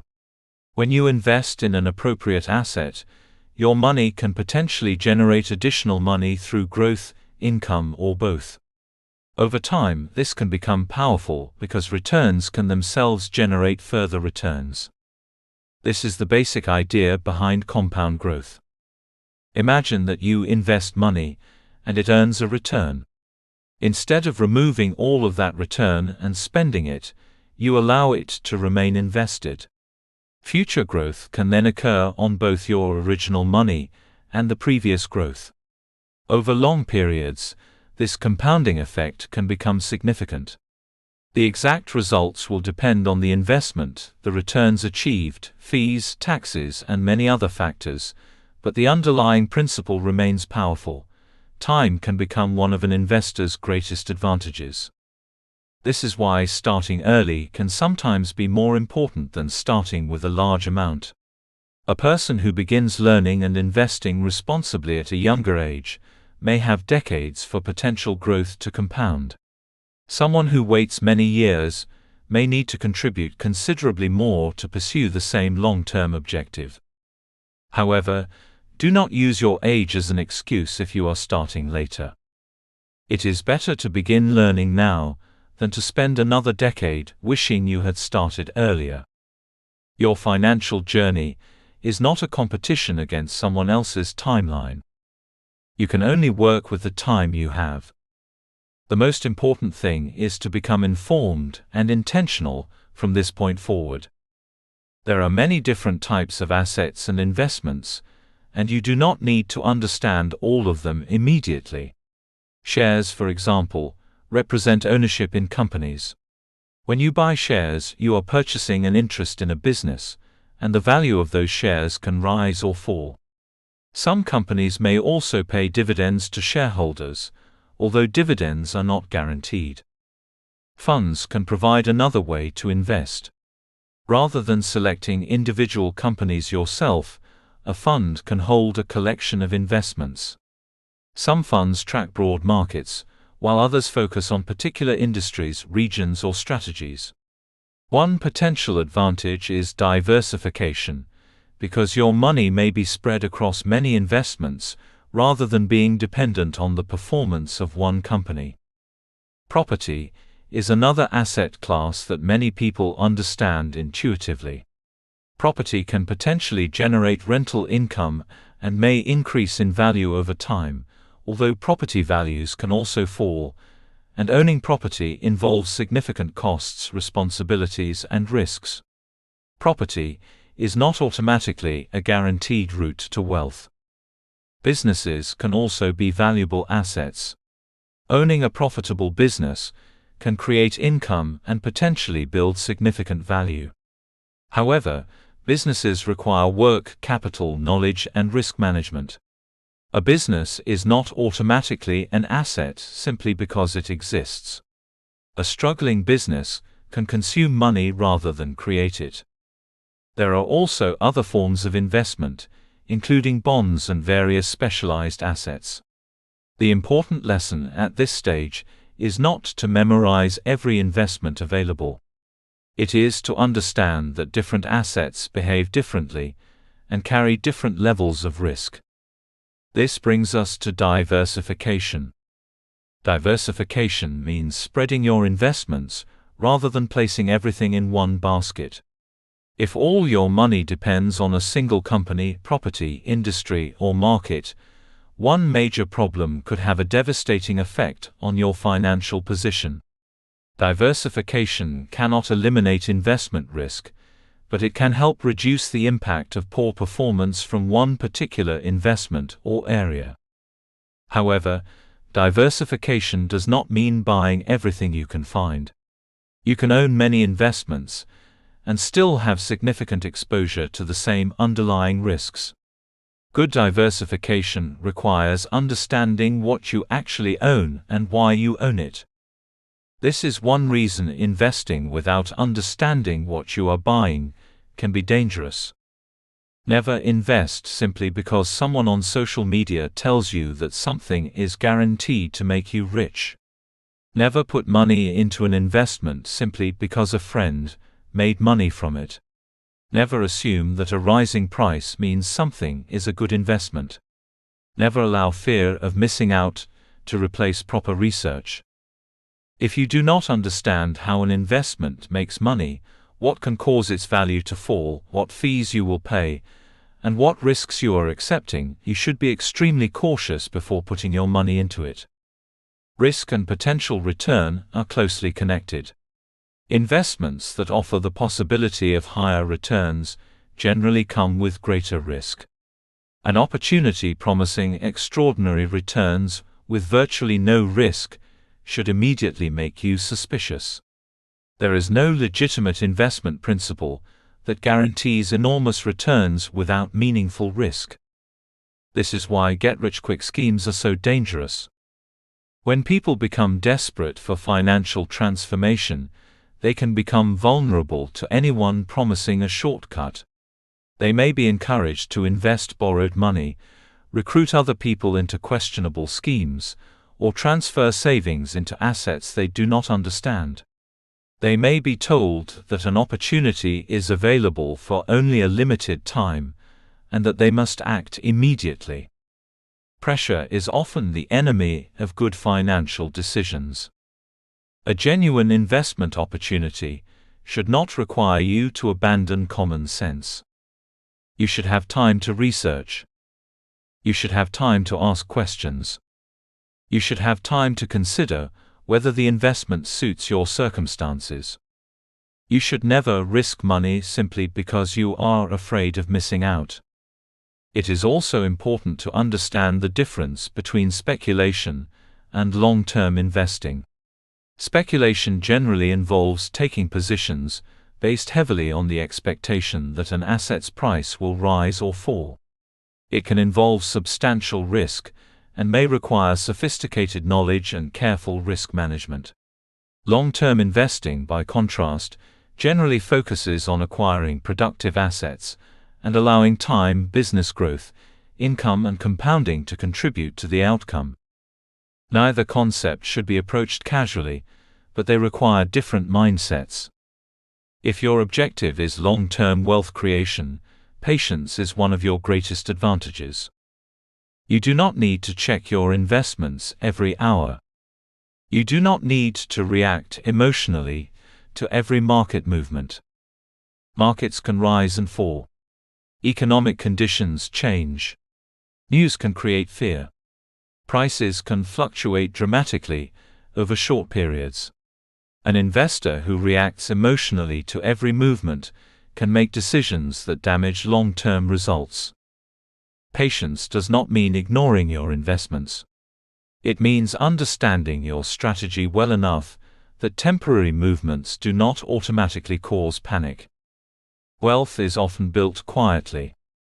There may be no dramatic moment when you suddenly realize that you have become financially secure. Instead, you may simply continue saving, investing, learning, and making sensible decisions for many years. One day, you look at what you have accumulated and realize that the small actions you once considered insignificant have become something substantial. That is the power of consistency. You do not need to become an expert investor immediately.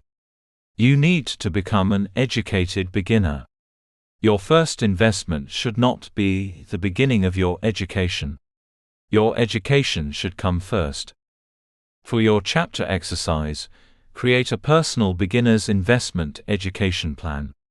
Start by writing down what you currently understand about investing and what you do not understand.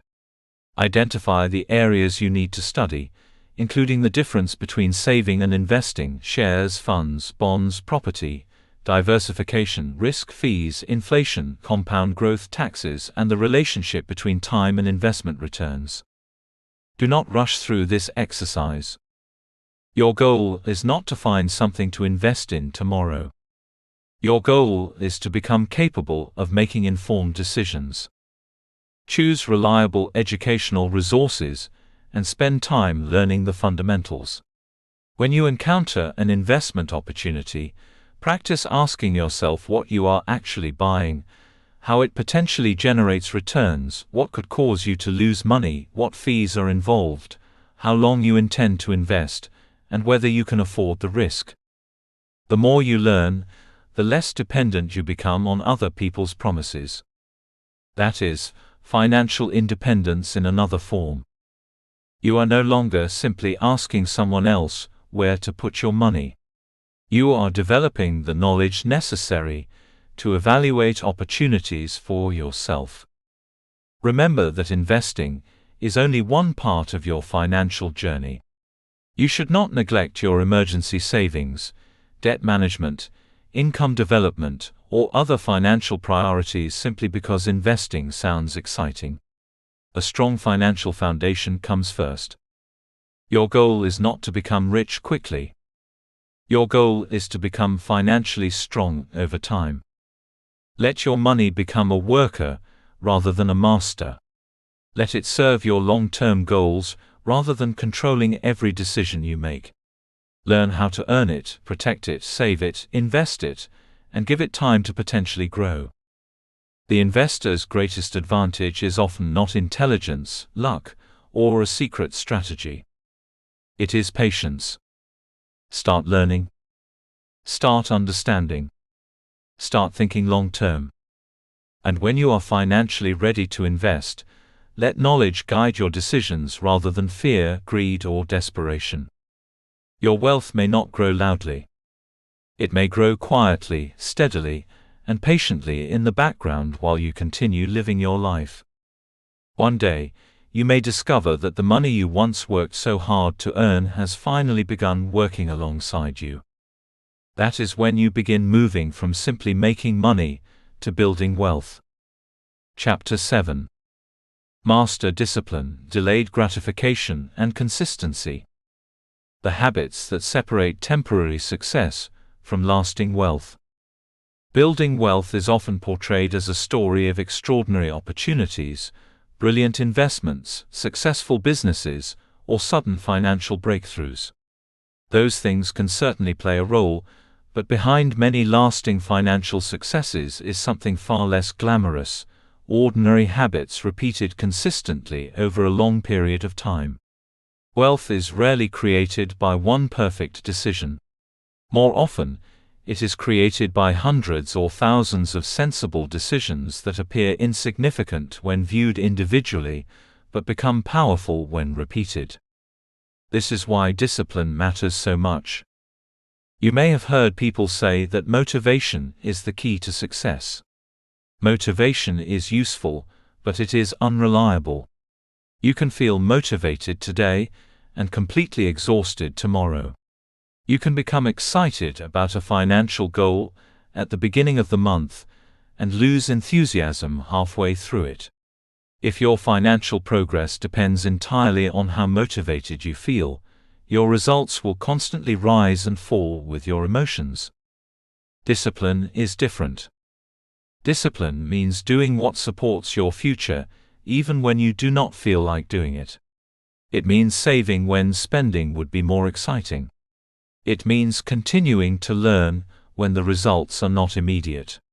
It means resisting an unnecessary purchase because you remember what you are building.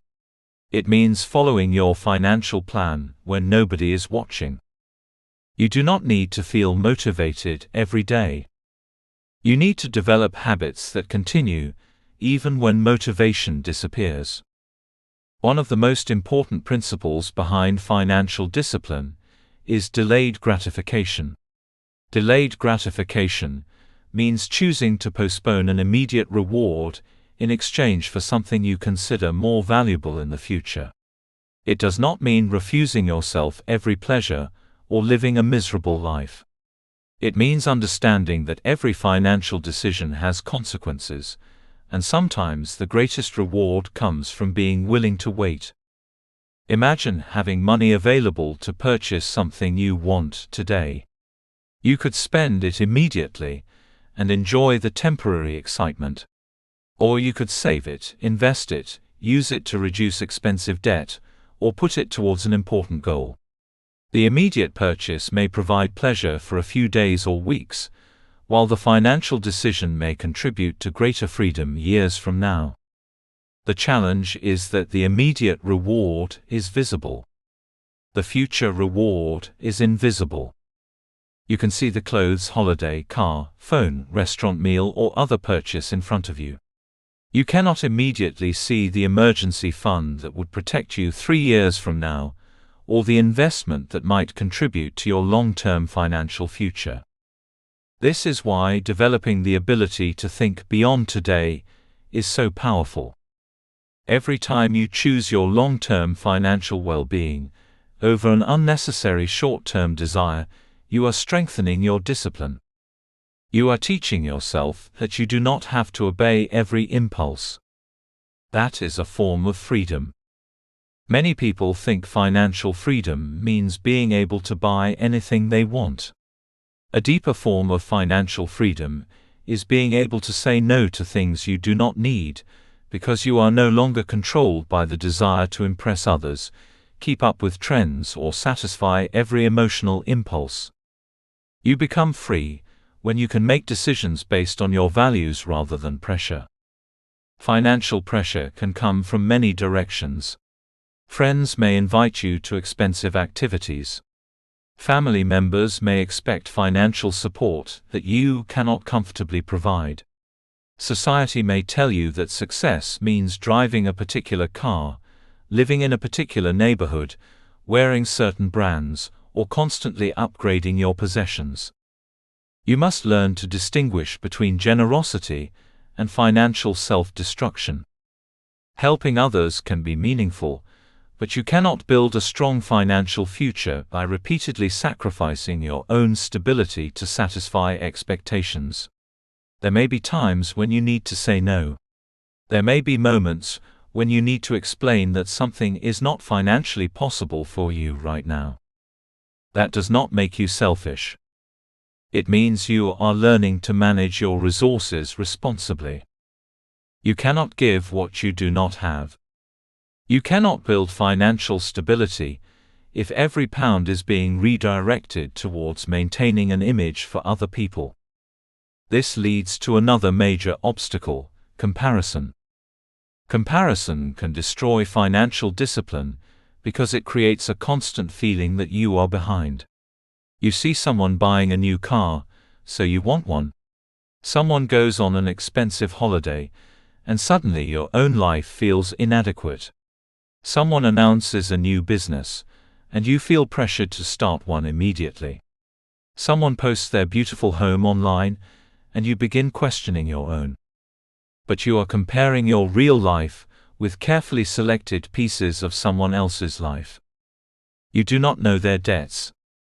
You do not know their financial responsibilities.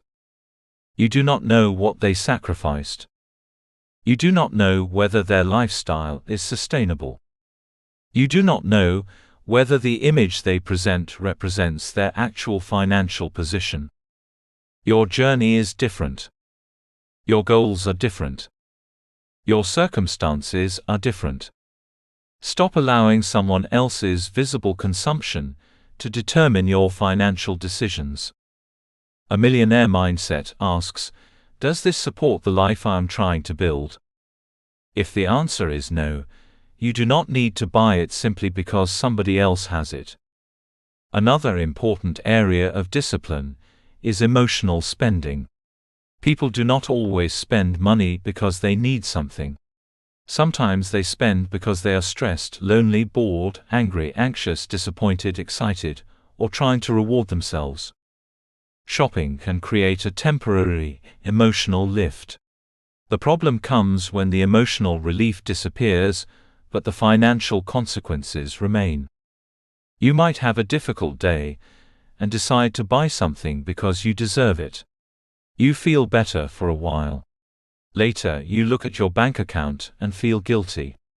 That guilt creates more stress, which can eventually lead to more emotional spending. The cycle continues. Breaking this cycle requires awareness.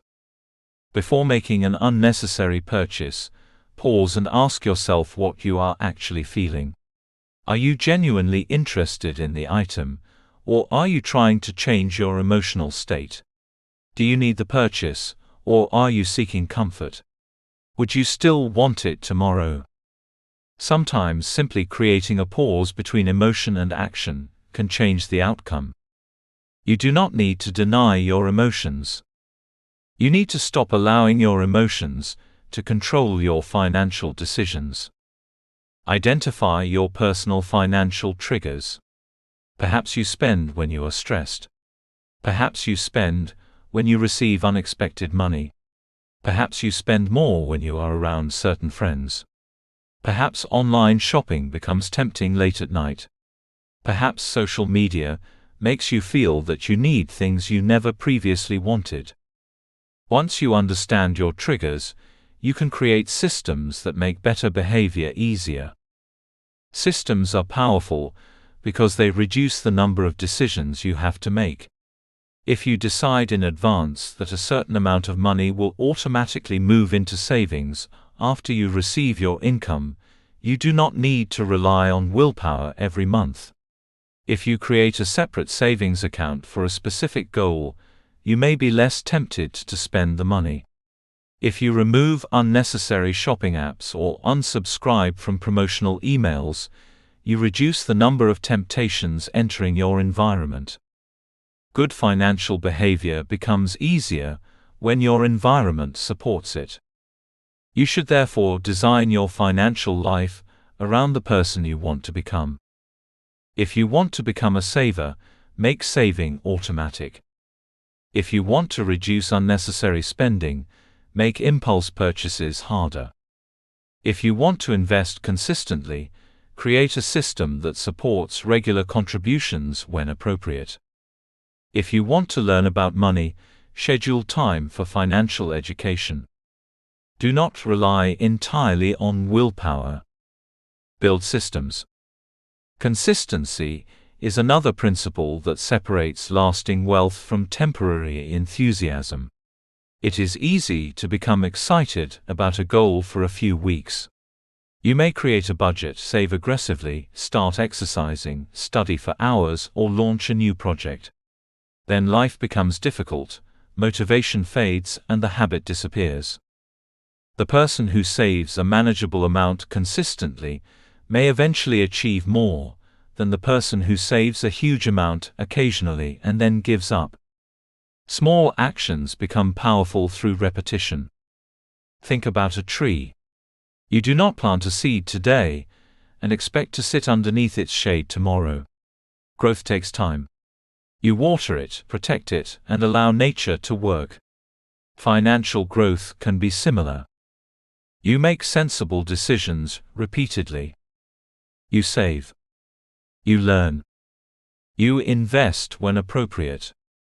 You develop skills. You increase your earning potential. You manage your spending. You review your progress. Then you repeat. For a while, it may feel as though nothing dramatic is happening. Do not mistake slow progress for no progress. Some of the most important financial improvements happen quietly. Your emergency fund grows. Your debt decreases. Your knowledge increases. Your skills improve. Your income expands. Your investments develop over time. Your spending becomes more intentional. Your confidence grows. These changes may not look impressive on social media, but they can transform your life. You should also create financial habits at different levels. Every day you can practice awareness by thinking before spending and avoiding unnecessary financial impulses. Each week, you can review your spending and check whether your actions are aligned with your goals. Each month, you can examine your income, expenses, savings, debt, and progress. Each year, you can review the larger picture and decide whether your goals need to be adjusted. This does not need to consume your life. A simple financial review can take a relatively small amount of time while providing valuable awareness. The purpose is not to become obsessed with money. It is to prevent money from becoming chaotic. Discipline also requires learning to celebrate progress without sabotaging it. When you achieve a financial milestone, enjoy the achievement. You should be proud of yourself. If you pay off a debt, build your first meaningful savings balance, increase your income, or reach an important financial goal, recognize the progress. But be careful not to turn every achievement into an excuse to undo the progress. Imagine someone works for months to save £2,000 and then spends £1,500 celebrating. The celebration may feel wonderful, but the financial progress has been significantly reduced. You deserve to enjoy life. You also deserve to protect the progress you have worked hard to create. Find healthy ways to celebrate. Give yourself permission to enjoy a portion of your progress without sacrificing the entire achievement. Remember that discipline is not punishment. Discipline is self-respect. When you save money, you are telling your future self that you matter. When you learn a valuable skill, you are telling your future self that you believe in your potential. When you refuse unnecessary debt, you are protecting your future freedom. When you invest responsibly, you are giving your future self an opportunity. When you say no to something you cannot afford, you are choosing your goals over temporary pressure. These choices may not always feel exciting, but they are powerful. Your financial future is being shaped by what you repeatedly do. Not what you occasionally intend to do. Not what you say you will do next year.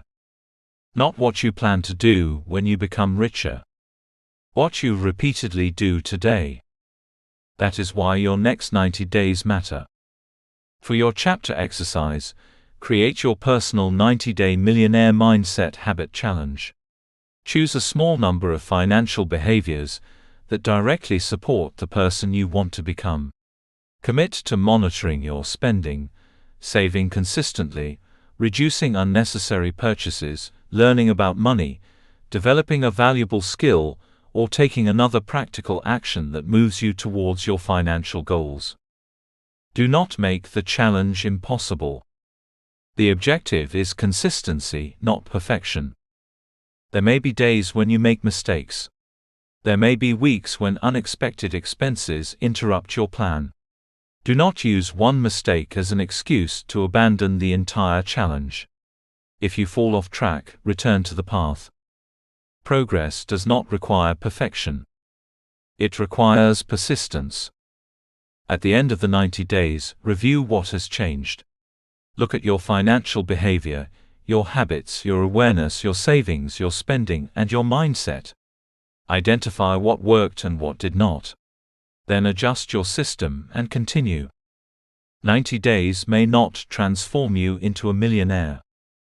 But 90 days of disciplined behavior can transform the person who is building the millionaire future. You will begin to understand that wealth is not simply about having more money. It is about becoming someone who can consistently create, manage, protect, and grow money. The world may celebrate overnight success, but lasting wealth is often built through patience and repetition. It is built when nobody is watching. It is built through ordinary decisions made over extraordinary lengths of time. You do not need to win every day. You need to keep moving. You do not need to make perfect financial decisions. You need to make better decisions, more consistently. You do not need unlimited motivation. You need discipline. You do not need to become wealthy tomorrow. You need to become the person who can build wealth over time. Master your habits, and your habits will begin shaping your future. Learn to wait for what matters. Learn to say no when necessary. Learn to continue when progress is slow. Learn to celebrate without destroying your progress. Most importantly, learn to trust the power of consistency. The small financial decision you make today may seem insignificant. But repeat that decision for a year, 5 years, 10 years, and beyond, and its significance can become enormous. Your future is not created in one dramatic moment. It is created quietly, habit by habit, decision by decision, day by day. Start building that future now. Chapter 8. Fail forward and turn setbacks into lessons. Why your financial mistakes do not have to become your financial identity. Nobody builds a meaningful financial future without experiencing setbacks.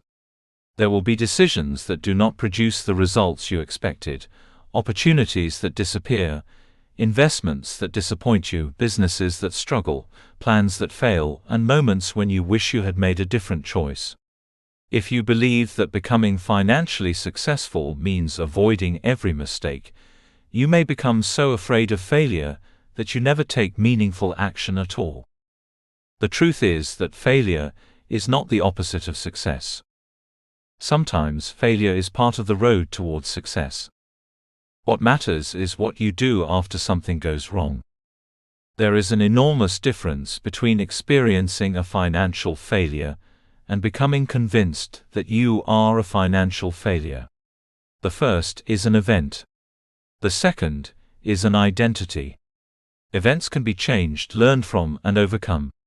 An identity can become a prison if you allow one painful experience to define how you see yourself. Perhaps you have made poor financial decisions in the past. Perhaps you spent money you should have saved. Perhaps you borrowed too much. Perhaps you trusted the wrong person.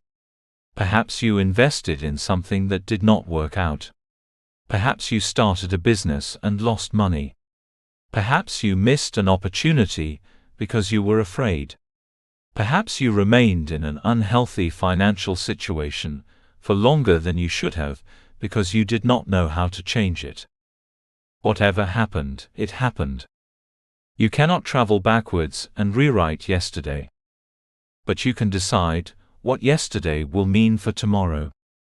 A mistake can become a permanent source of shame, or it can become an education that you never forget. The choice is not always easy, particularly when the consequences are painful, but it is powerful. Successful people are not people who never experience setbacks. They are often people who learn how to respond to setbacks differently. Instead of asking only, "Why did this happen to me?" they eventually learn to ask, "What can I learn from this?" Instead of allowing disappointment to end the journey, they examine the situation, identify what went wrong, and use that information to make better decisions next time. This does not mean pretending that failure does not hurt. It does. Financial mistakes can affect your confidence, relationships, security, and sense of self. Losing money can be emotionally painful. Debt can feel overwhelming. A failed business can make you question your ability. Rejection can make you wonder whether your ideas were ever good enough. Give yourself permission to acknowledge the pain. But do not build your permanent home inside it. One of the most dangerous responses to financial failure is paralysis. You make a mistake, become ashamed, and then avoid your finances completely. You stop checking your accounts. You stop opening letters. You stop thinking about debt. You stop learning about investing. You stop looking for opportunities because you are afraid of making another mistake.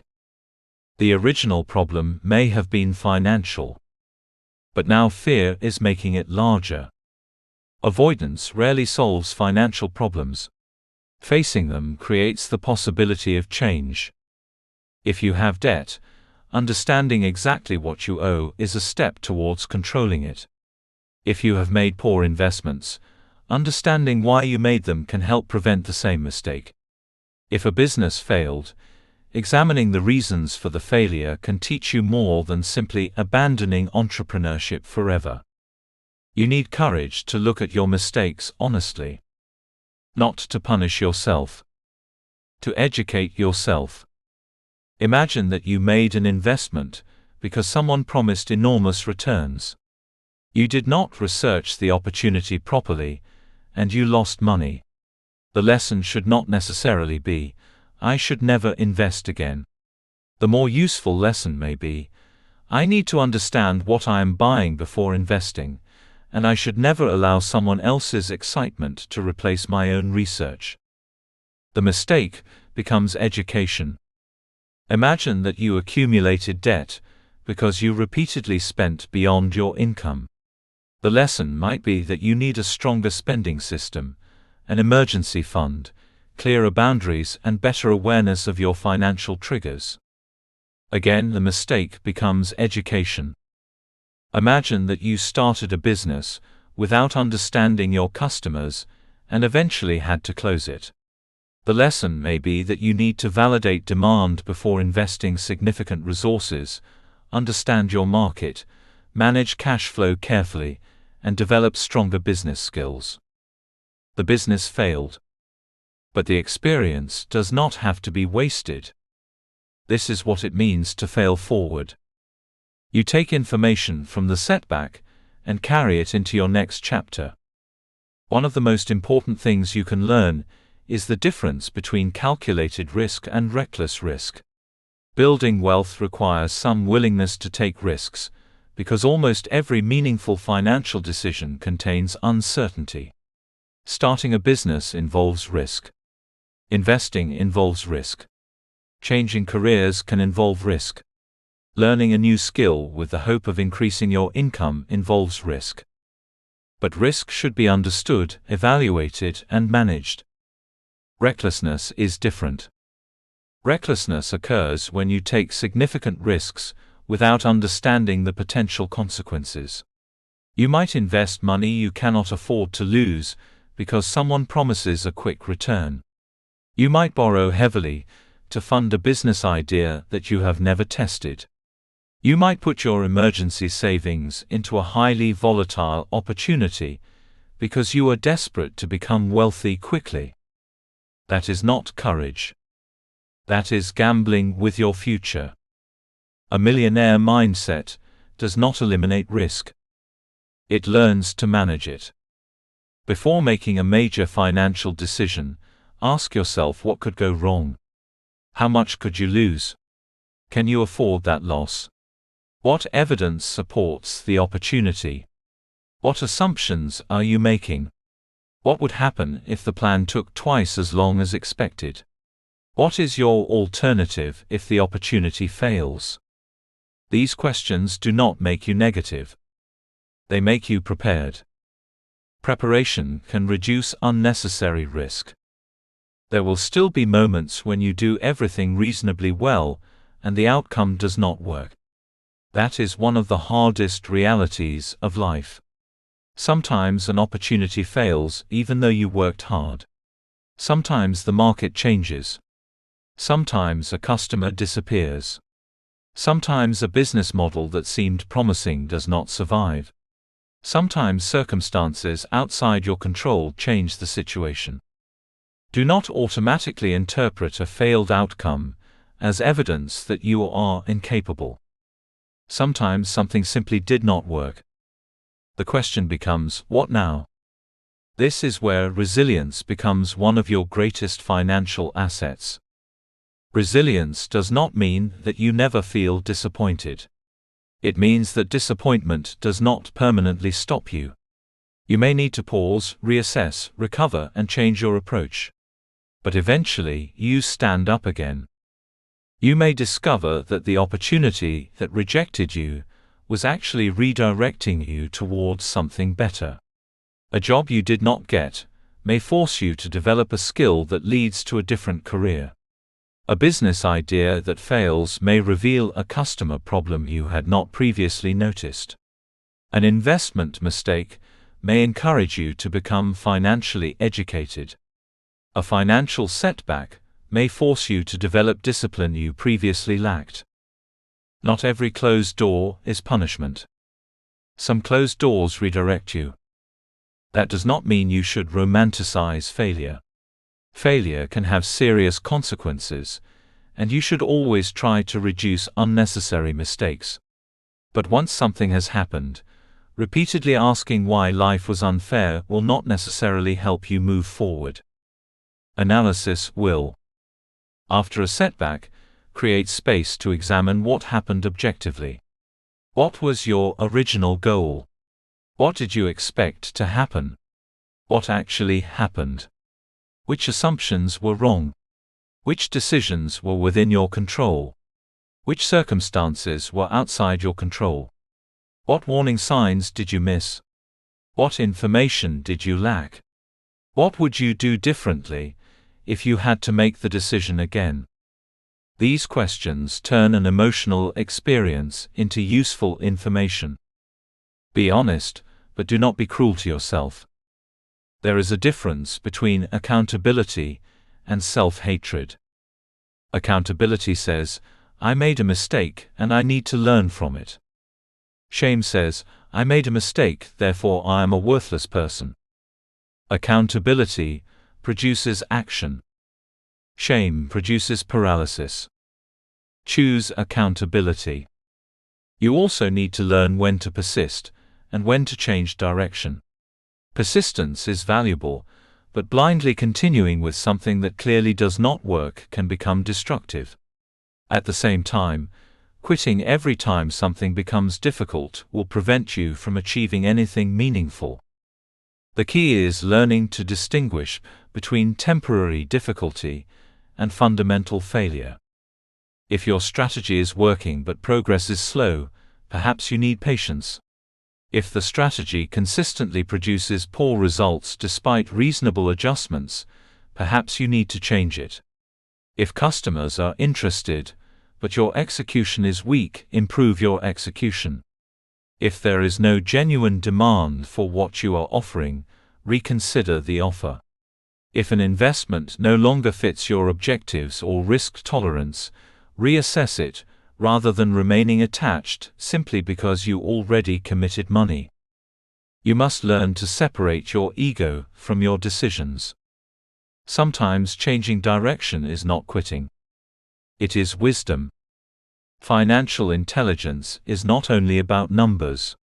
It also requires emotional strength. You need enough emotional stability to tolerate uncertainty, disappointment, delayed results and temporary losses without making destructive decisions. Fear can cause you to abandon a good long-term plan too early. Greed can cause you to take unnecessary risks. Pride can prevent you from admitting that you were wrong. Shame can make you hide from your finances. Impatience can cause you to chase quick returns. Developing emotional awareness helps you recognize these influences before they control your decisions. Your emotions are real, but they do not always provide reliable financial instructions. You can feel afraid and still make a thoughtful decision. You can feel excited and still pause before investing. You can feel embarrassed and still ask for help. You can feel disappointed and still continue learning. That is strength. Every setback contains information if you are willing to look for it. Perhaps the information tells you that you need better preparation. Perhaps it tells you that you need more knowledge. Perhaps it tells you that you need stronger boundaries. Perhaps it reveals a weakness in your financial system. Perhaps it shows you that your goals need to change. Perhaps it teaches you that an opportunity was not as good as you initially believed. Whatever the lesson, collect it. Do not pay for the same lesson repeatedly. This is particularly important because some financial mistakes become expensive when repeated. One impulse purchase may not destroy your finances. A pattern of impulse spending can. One poorly researched investment may teach you something. Repeatedly investing without understanding what you are buying can cause serious damage. Your objective is not to become someone who never makes mistakes. That person does not exist. Your objective is to become someone who learns quickly from mistakes and avoids repeating them. Think about how different your financial future could become if every mistake you have made became a lesson instead of a label. Instead of saying, "I am bad with money," you could say, "I have learned that I need structure." Instead of saying, "I always fail," you could say, "I have learned what did not work." Instead of saying, "I cannot build wealth," you could say, "I am still learning how to build wealth." Your language matters because the words you repeatedly use can influence how you see yourself. Do not make your past permanent. You are allowed to become wiser. You are allowed to become more disciplined. You are allowed to recover.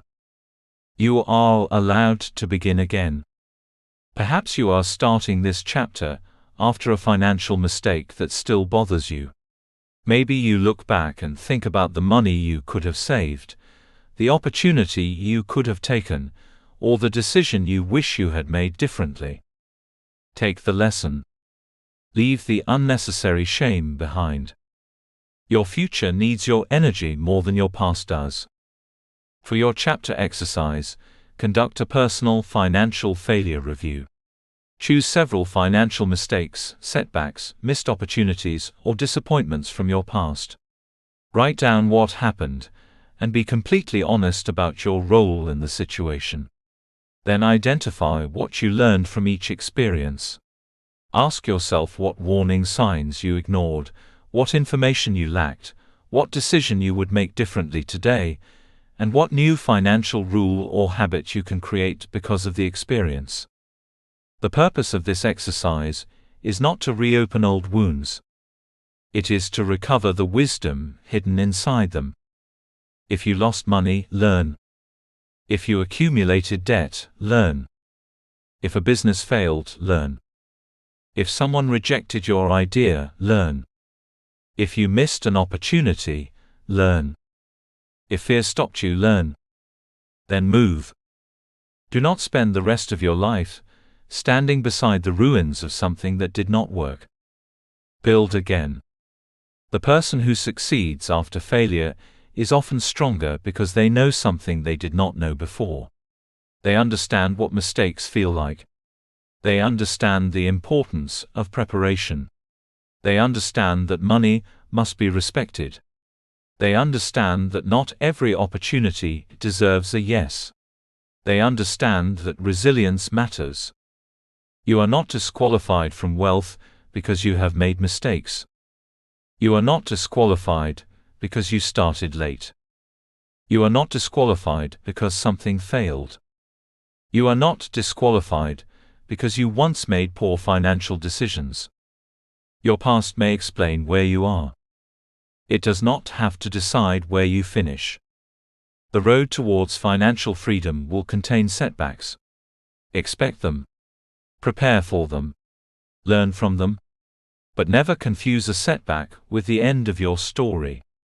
Failure is an event. It is not your identity. A mistake is information. It is not your destiny. A closed door is a moment. It is not your entire future. Keep learning. Keep adapting. Keep moving forward.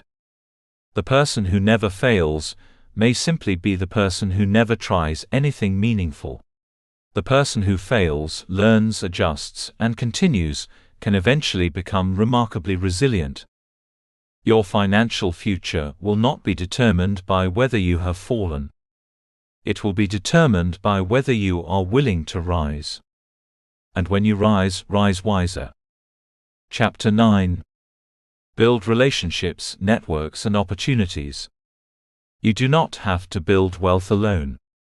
There is a powerful truth about success that many people discover only after years of trying to build everything by themselves. You do not have to build your financial future alone. Your skills matter. Your discipline matters. Your decisions matter. But the people you know, the relationships you develop, and the environments you place yourself in can also influence the opportunities you encounter and the way you think about what is possible. Money does not exist in isolation. Businesses require customers, employees, suppliers, partners, investors, advisors, and communities. Careers develop through relationships. Ideas improve through conversations. Opportunities often travel through networks. Knowledge is shared between people. A single introduction can sometimes connect you with an opportunity you would never have discovered alone. This does not mean that you need to become a social butterfly or know hundreds of influential people. It means that you should understand the value of genuine relationships. Networking is often misunderstood. Some people think networking means collecting business cards, adding hundreds of people on social media, attending events, and trying to convince everyone they meet to buy something. That is not meaningful networking. It is contact collecting. Real networking is relationship building.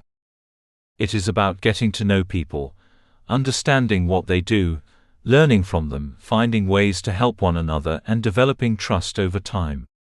It is not about asking, "What can this person do for me?" Every time you meet someone. A stronger question is, how can we create value for each other?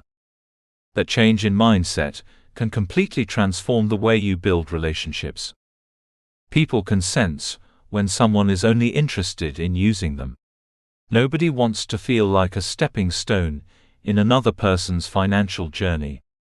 If you approach every relationship with the intention of extracting something, you may create short-term connections but struggle to build long-term trust. Instead, become someone who contributes. Share useful information. Encourage people. Make introductions when appropriate. Recommend someone's work when you genuinely believe in it. Offer your knowledge. Listen carefully. Keep your promises. Treat people with respect, whether they can immediately benefit you or not. You never know where a genuine relationship may eventually lead. More importantly, you should not build relationships simply because you hope they will make you wealthy. Relationships have value beyond financial opportunities. Good relationships can provide encouragement, wisdom, friendship, accountability, and perspective. They can help you become a stronger person, regardless of whether they ever produce a business opportunity. One of the most valuable relationships you can develop is a mentoring relationship. A mentor is someone who has experience or knowledge in an area you want to understand better. They do not need to be famous. They do not need to be a millionaire. They simply need to possess knowledge or experience that can help you avoid unnecessary mistakes and think more clearly about your own path. Look for people who are further ahead in areas that matter to you. If you want to build a business, learn from people who have built businesses. If you want to become a better investor, learn from credible people who have genuine knowledge of investing. If you want to develop your career, observe people who have progressed successfully in your industry. If you want to improve your communication, learn from people who communicate exceptionally well. But remember that learning from successful people does not mean blindly copying them. Their circumstances are not your circumstances. Their opportunities are not your opportunities. Their risk tolerance may not be yours. Their personality may be completely different from yours. Their strategy may have worked for them because of specific conditions that do not apply to you. Learn the principles rather than simply copying the appearance of success. If someone built a business by taking enormous risks, do not assume that enormous risks are the secret to their success. Study what they actually did. Perhaps their greatest advantage was persistence, customer understanding, strong relationships, excellent execution, or continuous learning. Ask questions. Study the process. Understand the reasoning. Then decide what applies to your own circumstances. The people around you can also influence your beliefs about money. If you constantly surround yourself with people who believe that financial success is impossible, you may eventually absorb some of that thinking. If every conversation about money is filled with complaints, hopelessness, jealousy, or negativity, your own thinking can gradually become shaped by that environment. This does not mean that you should abandon everyone who is struggling financially. That would be cruel and unrealistic. It means that you should become conscious of the beliefs being reinforced around you. There is a difference between someone who is temporarily struggling and someone who constantly tells you that nobody can improve their financial situation. There is a difference between a friend who warns you about genuine risks and someone who mocks every ambition you have. There is a difference between someone who wants you to be financially responsible and someone who pressures you to spend money simply to keep up with them. Protect your mindset. You can love people without allowing their limitations to become your limitations. At the same time, you should become the kind of person you want to attract. If you want to meet ambitious, trustworthy, knowledgeable, and growth-oriented people, develop those qualities yourself. Be reliable. Be curious. Be honest. Be willing to learn. Keep your word. Respect other people's time. Take responsibility for your mistakes. Develop useful skills. These qualities create a reputation. Your reputation is one of your most valuable invisible assets. People remember how you treat them. They remember whether you delivered what you promised. They remember whether you were honest when it would have been easier to exaggerate. They remember whether you helped them without expecting something immediately in return. Over time, your reputation can create opportunities. A person may recommend you for a job because they trust you. A customer may refer another customer because they were satisfied with your service. A business owner may invite you into a partnership because they know you are dependable. Someone may introduce you to a person who can help you because they have confidence in your character.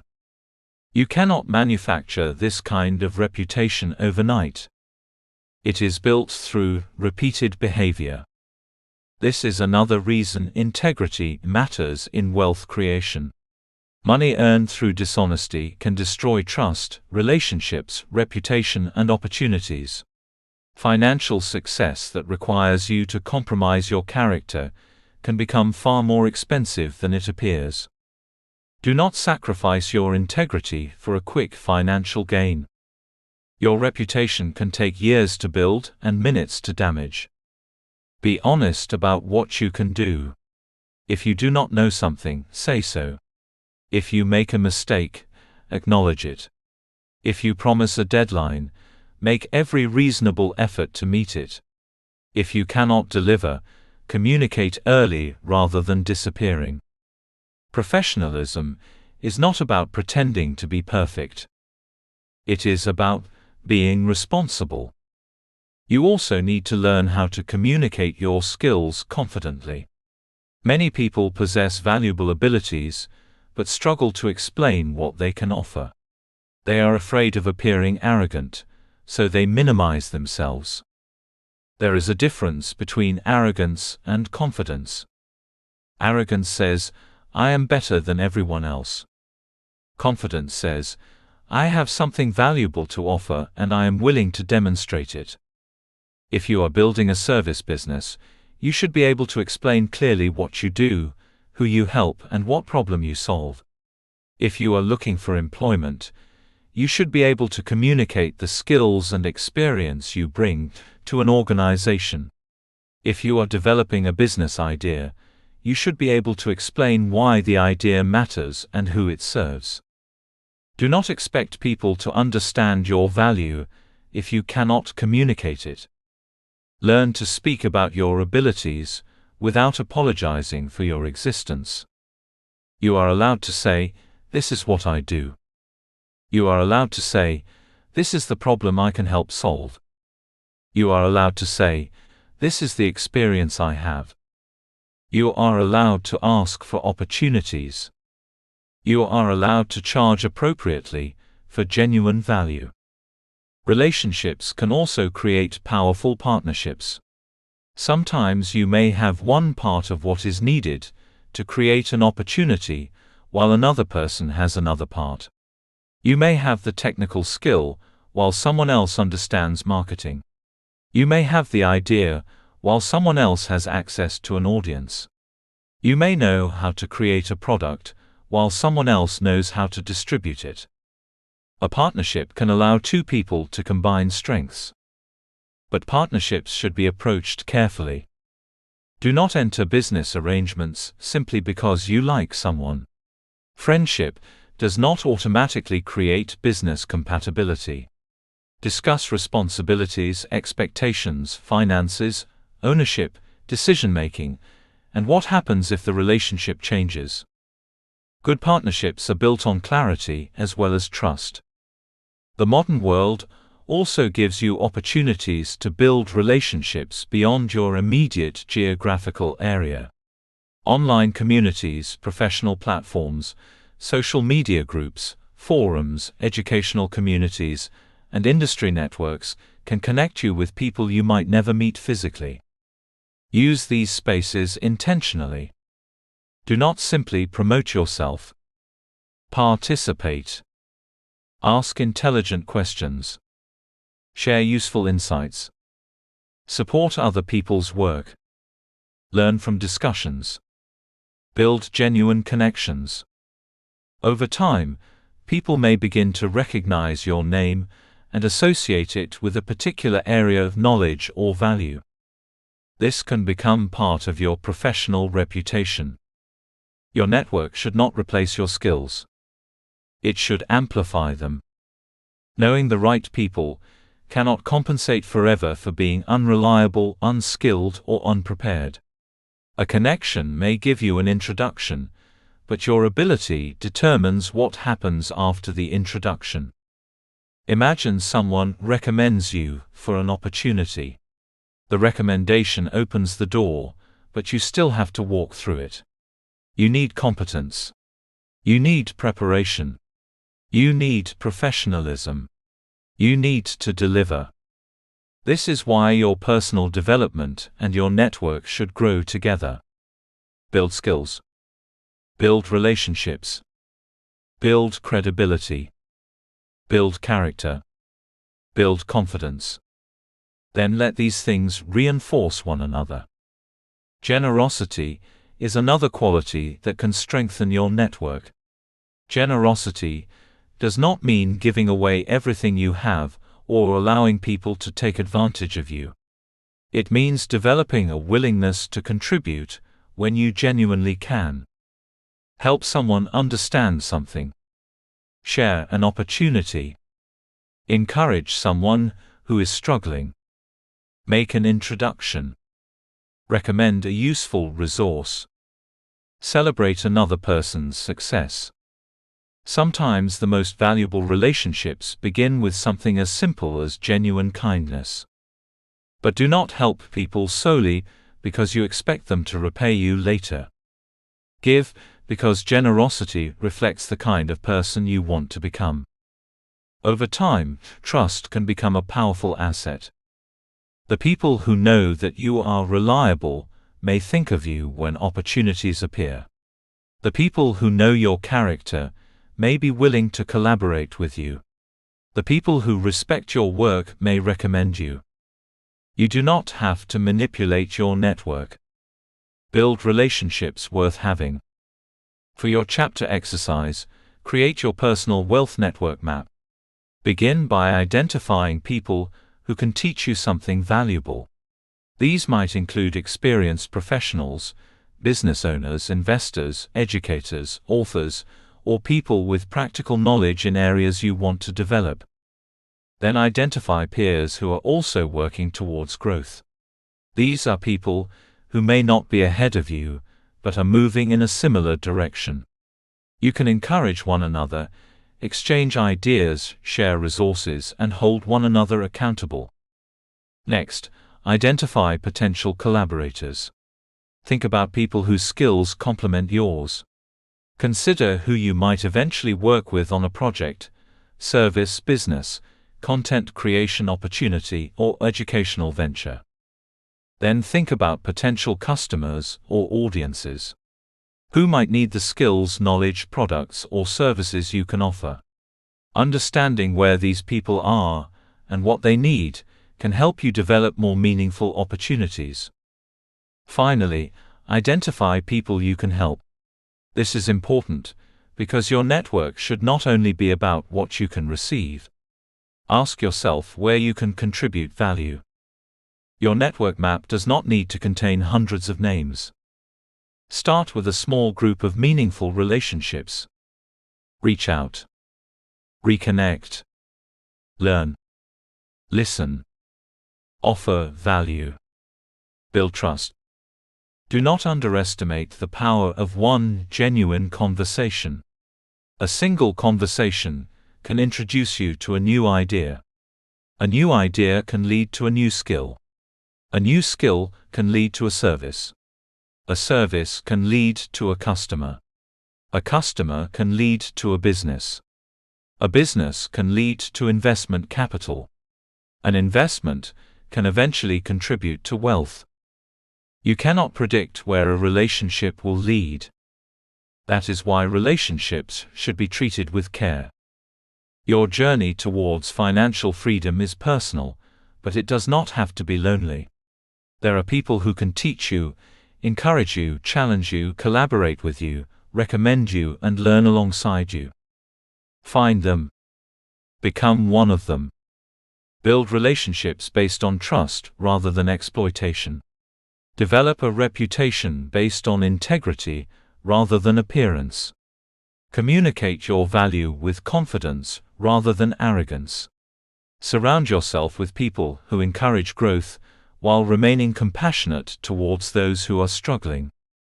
Most importantly, remember that your network is an amplifier. Your skills are the foundation. Your character is the structure. Your relationships can help expand the possibilities. You do not need to know everyone. You need to know how to build meaningful relationships with the right people. And you need to become the kind of person others are grateful to have in their network. Wealth is not only about what you own. It is also about what you know, who you learn from, what value you create, and the trust you build along the way. Build your skills. Build your reputation. Build your relationships. Build your network. Then watch how many doors begin to appear. Chapter 10. Think long-term and build wealth that lasts. From making money to creating a legacy. There is a significant difference between making money and building lasting wealth. Making money can happen quickly. Someone can receive a large salary, sell a successful business, inherit money, make a profitable investment, or experience an unexpected financial breakthrough. But becoming wealthy and staying wealthy require something deeper. They require a mindset that understands preservation, patience, responsibility, planning, and purpose. The millionaire mindset is not simply about reaching a particular number in your bank account. It is about becoming capable of creating financial security and protecting it once you have created it. It is about learning how to make money, manage money, grow money, protect money, and ultimately use money in ways that reflect your deepest values. Your goal should not simply be to become wealthy. Your goal should be to become financially wise enough to remain wealthy. Long-term thinking changes the way you make decisions. When you think only about today, you may prioritize immediate pleasure over future security. When you think about the next 10, 20, or 30 years, your decisions begin to look different. You start asking whether a purchase will strengthen or weaken your future. You consider whether a career decision will increase your earning potential. You think about whether an investment can contribute to your long-term objectives. You begin to understand that today's choices are creating tomorrow's circumstances. This does not mean you should stop enjoying your life. Life is happening now. You should celebrate, travel when you can afford it, spend time with people you love, enjoy meaningful experiences, and appreciate what you have. Long-term thinking is not about postponing happiness until some imaginary future date. It is about finding a balance between enjoying today and protecting tomorrow. The danger is allowing today's desires to consume tomorrow's opportunities. As your income grows, you may be tempted to increase your lifestyle immediately. You move into a larger home, buy a more expensive car, upgrade your technology, take increasingly expensive holidays, and begin spending money simply because you have more of it. This is known as lifestyle inflation. If your spending rises at the same speed as your income, you may earn significantly more without becoming significantly wealthier. Imagine someone earning £30,000 a year, who manages to save and invest a portion of their income. Later, that person earns £60,000, but immediately doubles or triples their lifestyle. Their income has increased dramatically, but their ability to build wealth may not have improved nearly as much as expected. The solution is not to remain poor when your income increases. The solution is to allow your wealth-building capacity to increase faster than your lifestyle. When you earn more, consider directing a meaningful portion of the additional income towards savings, investments, debt reduction, business development, or other productive financial goals. Give yourself permission to enjoy some of the improvement, while deliberately protecting the rest. This is how you turn higher income into higher net worth. Long-term wealth is generally built through assets rather than endless consumption. Your salary is important, but your salary requires you to continue working. Productive assets can potentially generate income or appreciate in value, while allowing you to build a financial foundation beyond your labor. This might include investments, businesses, intellectual property, or other assets appropriate to your circumstances. The specific combination will differ from person to person. There is no single, universal formula for wealth. What matters is understanding the principle. Do not spend your entire life exchanging time for money, without eventually asking how some of that money can be used to create greater financial independence. Your time is one of your most valuable resources.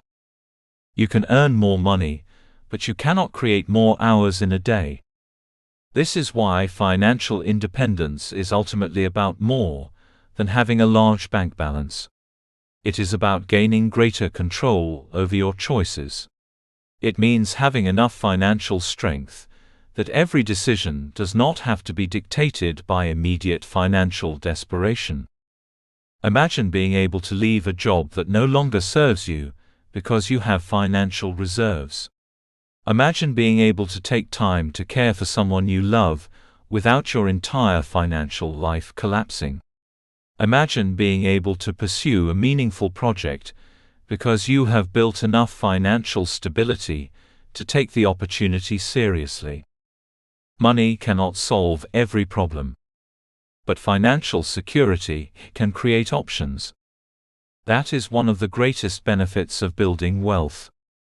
However, creating wealth is only half the journey. Protecting it matters just as much. As your financial position improves, you need to become increasingly conscious of unnecessary risks. Protecting wealth may involve maintaining appropriate insurance, avoiding excessive debt, keeping emergency savings, diversifying investments, understanding financial commitments, and obtaining professional advice when appropriate. The exact protection you need will depend on your circumstances, but the principle is universal. Do not spend years building something only to destroy it through preventable mistakes. You should also continue learning. Financial education is not something you complete once. The financial world changes. Markets change. Tax rules can change. Technology changes. New opportunities emerge. New risks appear. Your personal circumstances change. The person who builds wealth at 30 may have completely different financial priorities at 50. This means that your financial education should continue throughout your life. Read. Research. Ask questions. Review your decisions. Learn from credible sources. Understand the financial products and commitments you are using. Do not assume that because you have accumulated money, you automatically understand how to manage it. Money can become more complicated as it grows. Your financial decisions may involve investments, businesses, property, retirement planning, taxes, insurance, inheritance, estate planning, and other considerations. As your wealth becomes more significant, the cost of poor decisions can also become greater. This is why humility is important. You do not have to know everything. You need to know when you need help. A qualified professional may be appropriate for certain complex matters, particularly where legal, tax, investment, or estate planning issues are involved. Seeking advice is not a sign of weakness. It can be a sign that you take your financial responsibilities seriously. Another important part of long-term wealth is thinking about retirement and financial independence. Retirement should not simply mean reaching a particular age. It should mean having a plan for how your future lifestyle will be funded when you are no longer relying entirely on employment income. The earlier you begin thinking about this, the more options you may have. You should consider how much you may need, what sources of income you may have, what assets you are building, what debts you expect to carry, and what kind of lifestyle you want. Your plan will change over time, but having a direction is better than simply hoping everything will work out. Hope is valuable. Planning is better. Long-term thinking also means building assets that can potentially continue creating value beyond your immediate involvement. A business, for example, may eventually become something that can operate through systems, employees, technology, intellectual property, or established processes. A digital product may continue generating revenue after its initial creation. Investments may potentially produce income or growth over long periods. The objective is to build things that are not completely dependent on your constant physical effort. This is not easy. Creating scalable assets requires work, patience, knowledge, and often considerable experimentation. But the concept is powerful. Build something today that can continue creating value tomorrow. Your legacy can also extend beyond your own lifetime. If you have children, younger relatives, or people you influence, one of the greatest gifts you can give them is financial knowledge. Giving someone money can help them temporarily. Teaching someone how to think about money can potentially help them for decades. Teach the next generation about saving. Teach them about delayed gratification. Teach them about earning. Teach them about investing. Teach them about debt. Teach them that wealth is not simply about appearance. Teach them that character matters more than possessions. If children grow up believing that financial success means impressing other people, they may spend their lives chasing appearances. If they learn that wealth is about freedom, responsibility, contribution, and long-term security, they may develop an entirely different relationship with money. Your legacy can therefore begin before you ever become wealthy. It begins with what you teach. As your wealth grows, you should also think about wills, estate planning, and appropriate financial protection. None of us knows exactly how long we will live, or what circumstances the future will bring. Having appropriate plans in place can help reduce confusion and unnecessary difficulties for the people who depend on you. Estate planning is not only for extremely wealthy people. Anyone with assets, responsibilities, dependents, or specific wishes may benefit from understanding the importance of appropriate planning. The exact legal arrangements required will depend on your circumstances and jurisdiction, so professional guidance may be appropriate. The larger lesson is simple. Do not build wealth without thinking about what happens to it. You should know what you want your money to accomplish during your lifetime, and where appropriate, what you want to happen afterwards. This brings us to one of the most meaningful questions you can ask yourself: what is your wealth actually for?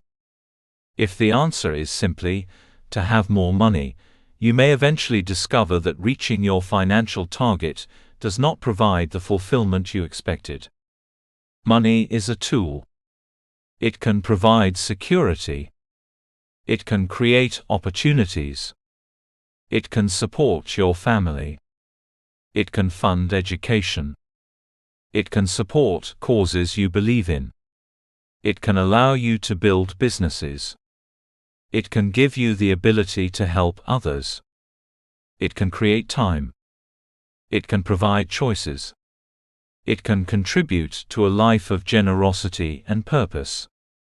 But money becomes meaningful because of what it allows you to do, not merely because of the number attached to it. Perhaps your dream is to own your home without financial pressure. Perhaps you want to support your children. Perhaps you want to travel. Perhaps you want to start businesses. Perhaps you want to support charitable causes. Perhaps you want to help people who are struggling. Perhaps you simply want the freedom to wake up without being controlled by financial fear. Your definition of wealth is yours. Do not allow society to define it for you. You may discover that becoming a millionaire is not actually the final destination. Perhaps the real objective is freedom. Perhaps it is security. Perhaps it is independence. Perhaps it is having control over your time. Imagine reaching a point where you can choose your work rather than desperately needing any work available. Imagine having financial reserves that allow you to respond to emergencies without immediately falling into crisis. Imagine having investments and assets that contribute to your income.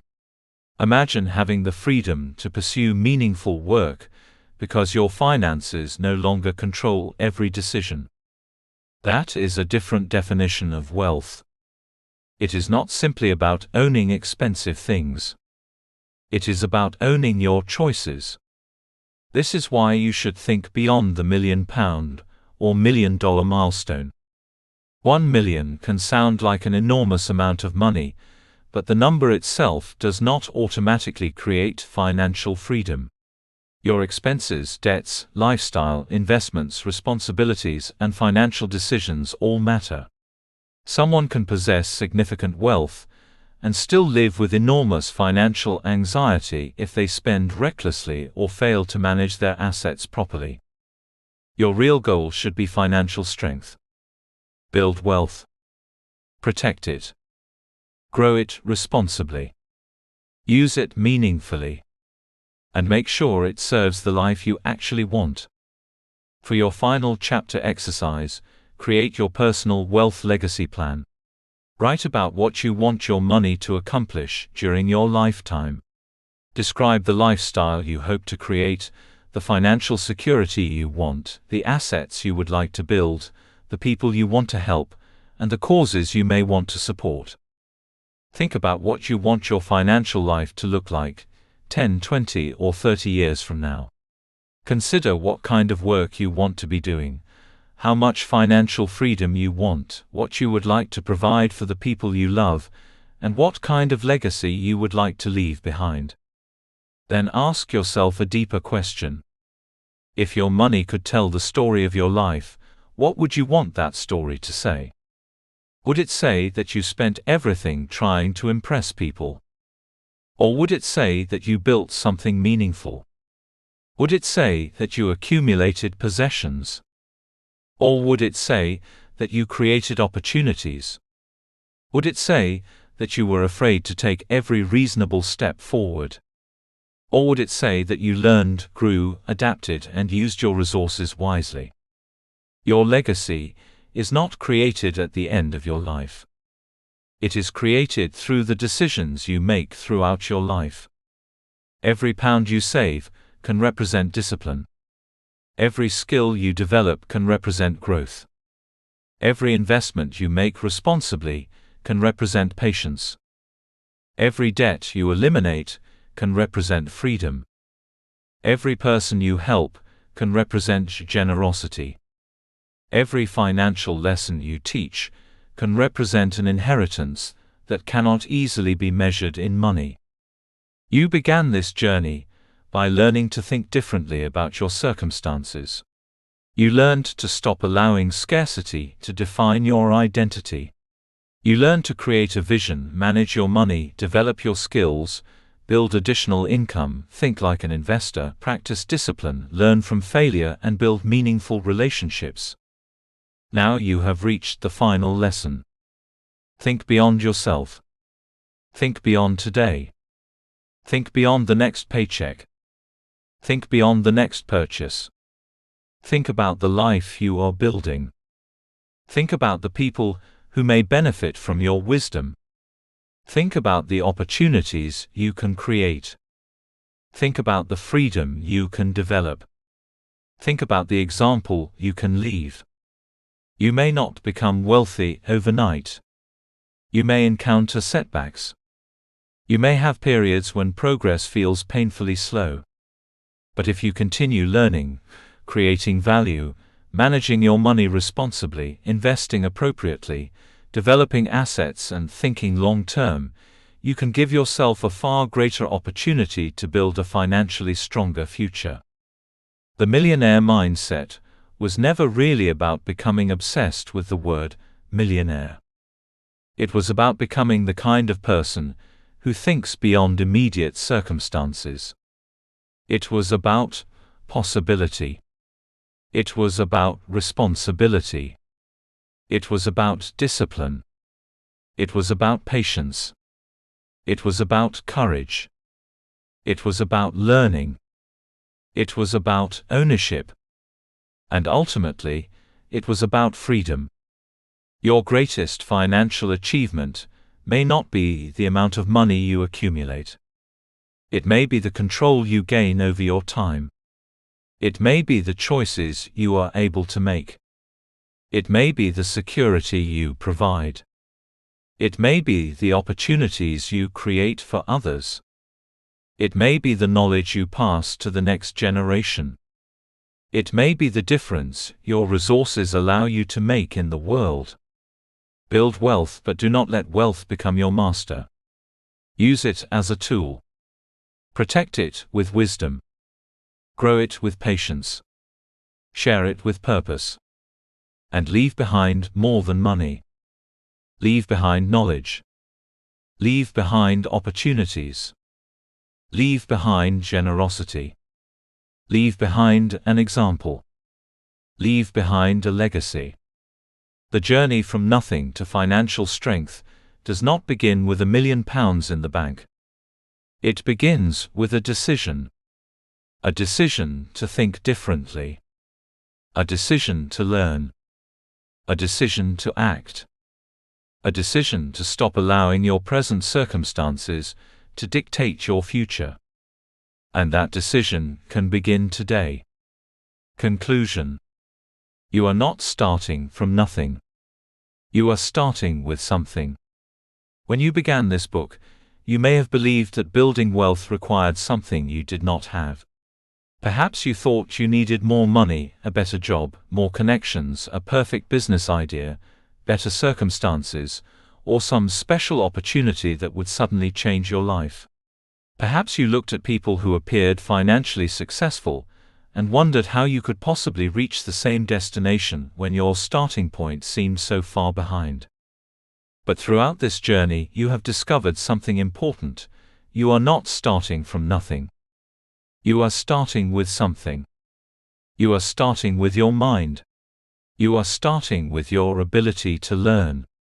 You are starting with your experiences, your creativity, your skills, your time, your determination, your relationships, and your capacity to make different decisions. You are starting with the possibility of becoming a different version of yourself. Money is an important resource, but it is not the only resource that matters. A person with little money, but a willingness to learn, develop valuable skills, solve problems, build relationships, and remain consistent may have enormous potential. Meanwhile, someone with substantial financial resources but poor discipline, reckless habits, and no understanding of money can lose what they have. This is why the millionaire mindset begins before the millionaire bank balance. You began this book by learning to challenge the belief that your current circumstances must determine your future. You learned that scarcity can influence the way you think, but it does not have to become your permanent identity. You learn to create a vision larger than your present circumstances and to give yourself something meaningful to work towards. You learn that earning money is important, but managing money is equally important. You explored the importance of understanding where your money goes, controlling unnecessary spending, building savings, managing debt, and developing financial discipline. You discovered that your skills can become assets. Your knowledge, experience, creativity, communication ability, technical skills, and problem-solving abilities can potentially become sources of income. You learned that you do not necessarily need a huge company to create additional income. Sometimes the journey begins with one skill, one customer, one service, one product, or one opportunity. You learn to think beyond a single source of income and to understand the importance of building multiple financial doors gradually. You explored investing and discovered that wealth creation is not simply about working harder for money. It is also about learning how money can potentially be used to acquire productive assets and participate in long-term growth. You learned the importance of discipline, delayed gratification, and consistency. You learned that temporary excitement is not enough. Financial progress often comes from ordinary actions repeated for years. You learned that setbacks do not have to become your identity, and that mistakes can become education when you are willing to examine them honestly. You also learned that wealth does not have to be built alone. Relationships, mentors, peers, customers, collaborators, and professional networks can create opportunities and expand your knowledge. You learned that reputation, integrity, generosity, and trust can become valuable assets that money cannot simply purchase.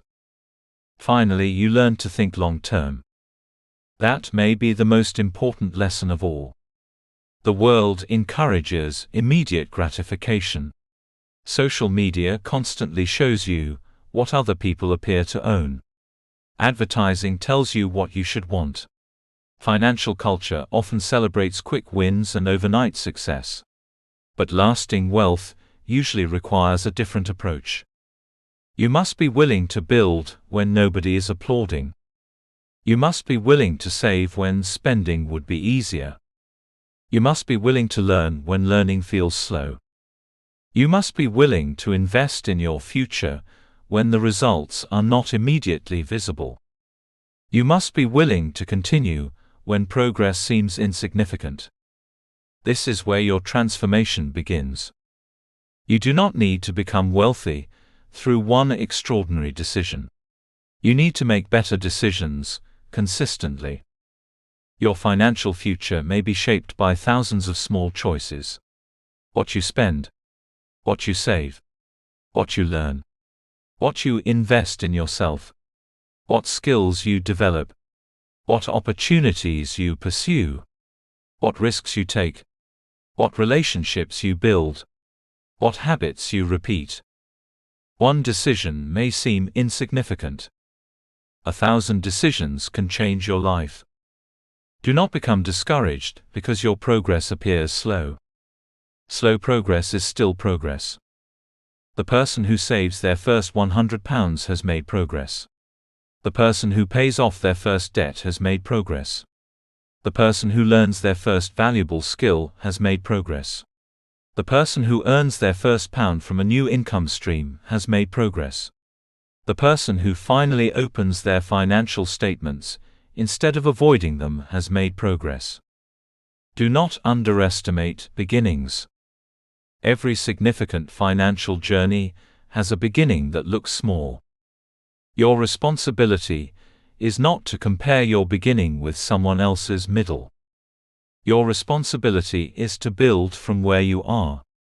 There may be things about your past that you wish you could change.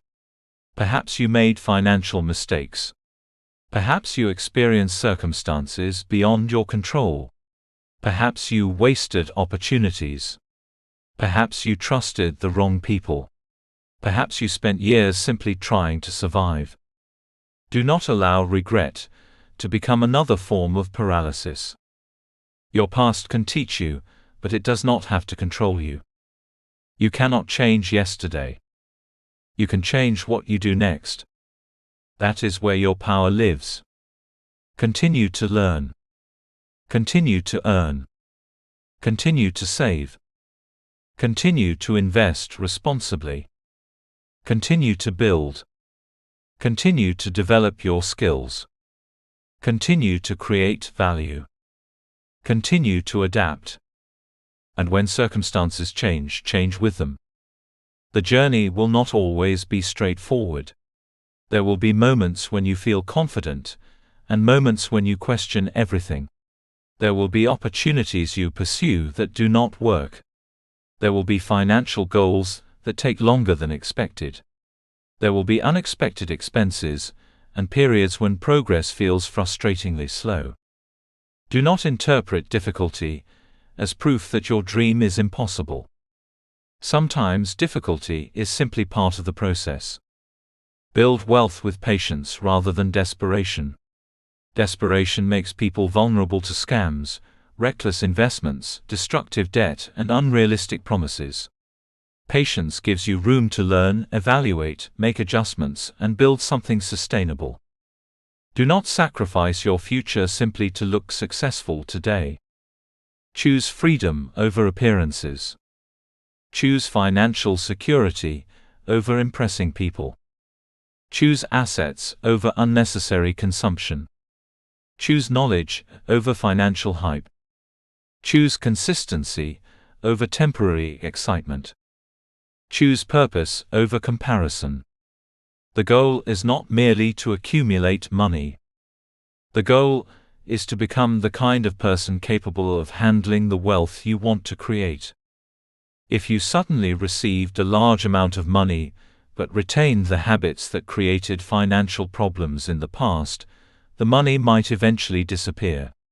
But if you develop discipline, financial knowledge, patience, emotional strength, and good decision-making, you increase your ability to manage greater resources when they arrive. Your transformation therefore begins with you. You are becoming someone different. Someone who thinks differently about money. Someone who understands opportunity. Someone who recognizes value. Someone who takes responsibility. Someone who learns from failure. Someone who thinks beyond today. Someone who understands that wealth is built rather than wished into existence. Now, it is time to put everything you have learned into action. Your final challenge is not to read another 100 books before you begin. It is not to wait until you feel completely prepared. It is not to wait until you have more money. Start. Begin with what you have. Learn what you do not know. Create value. Stay consistent. Keep moving. To help you turn the principles of this book into action, use the next 12 months as your personal millionaire mindset transformation. During month 1, focus on changing your money mindset. Examine the beliefs you have inherited about wealth, success, money, work, and your own potential. Identify the beliefs that keep you thinking small, and replace them with more constructive principles based on responsibility, possibility, learning, and action. During month 2, track and control your money. Understand exactly what enters your financial life and where it goes. Stop guessing. Look at the numbers. Create awareness. A financial future cannot be managed effectively if you refuse to look at your present reality. During month 3, eliminate financial leaks. Examine subscriptions, unnecessary purchases, impulse spending, expensive habits, and other areas where money disappears without contributing meaningful value to your life. Redirect what you can towards your future. During month 4, develop a valuable skill. Choose something that people or businesses genuinely need, and commit yourself to learning it. Practice.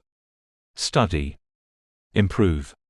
Begin building evidence that you can provide value. During month 5, create your first additional income stream. It does not need to be enormous. Start with something realistic. Offer a service, create a product, freelance, teach, create content, or explore another legitimate opportunity that fits your abilities and circumstances. During month 6, build your emergency fund. Create financial breathing room. Even if you begin with a small amount, establish the habit of putting money aside for unexpected circumstances. During month 7, learn about investing. Do not rush to invest because someone promises quick profits. Study the fundamentals. Understand risk, diversification, fees, different asset classes, and the importance of long-term thinking. Knowledge should come before action.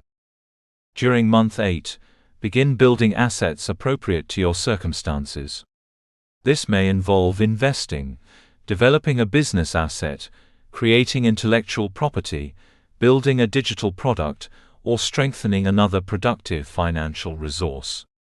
Focus on creating things that can potentially contribute to your future. During month 9, expand your network. Connect with people who are knowledgeable, ambitious, trustworthy, and supportive of growth. Find mentors. Build relationships. Offer value. Learn to communicate your abilities confidently. During month 10, strengthen your financial habits. Review the previous months and identify what has become automatic and what still requires discipline. Strengthen your savings, spending, learning, and investment routines. Remember that consistency is more important than temporary enthusiasm. During month 11, review and increase your income. Examine your skills, career, business, services, and opportunities. Ask yourself where you can create more value and increase your earning potential. Do not only ask how you can reduce spending.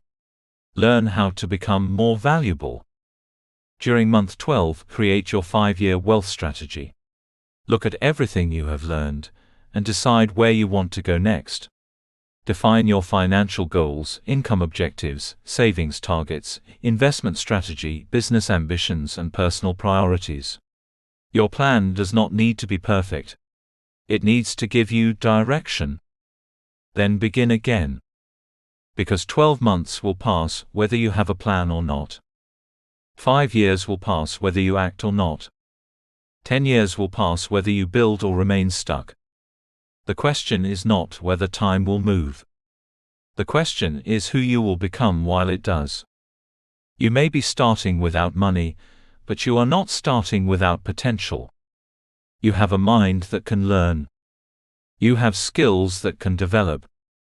You have experiences that can teach you. You have time that can be used wisely. You have relationships that can grow. You have creativity that can produce ideas. You have the ability to create value. You have the ability to make different decisions. And you have the ability to begin again. Do not wait for the perfect circumstances. Start where you are. Use what you have. Learn what you do not know. Create value. Stay consistent. Keep moving. Your first goal may be financial stability, then greater income, then savings, then assets, then financial independence. The destination may evolve as you grow. What matters is that you continue moving forward. One day, you may look back at the person who began this journey and realize that the greatest transformation was not the money. It was the mindset. You stopped seeing yourself as someone who had nothing. You started seeing yourself as someone who could build something. And that change may become the foundation upon which everything else is created. Your story is not finished. In many ways, it is only beginning. Build patiently. Build wisely.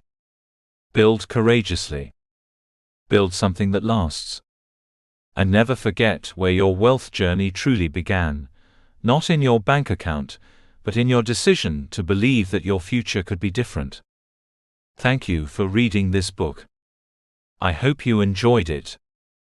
Please remember to leave us a review. TM Light. Disclaimer. This book was created with the assistance of artificial intelligence. While every effort was made to ensure the accuracy and relevance of the content, readers should note that this cannot be considered professional advice. Readers are encouraged to apply their own judgment and consult experts where needed.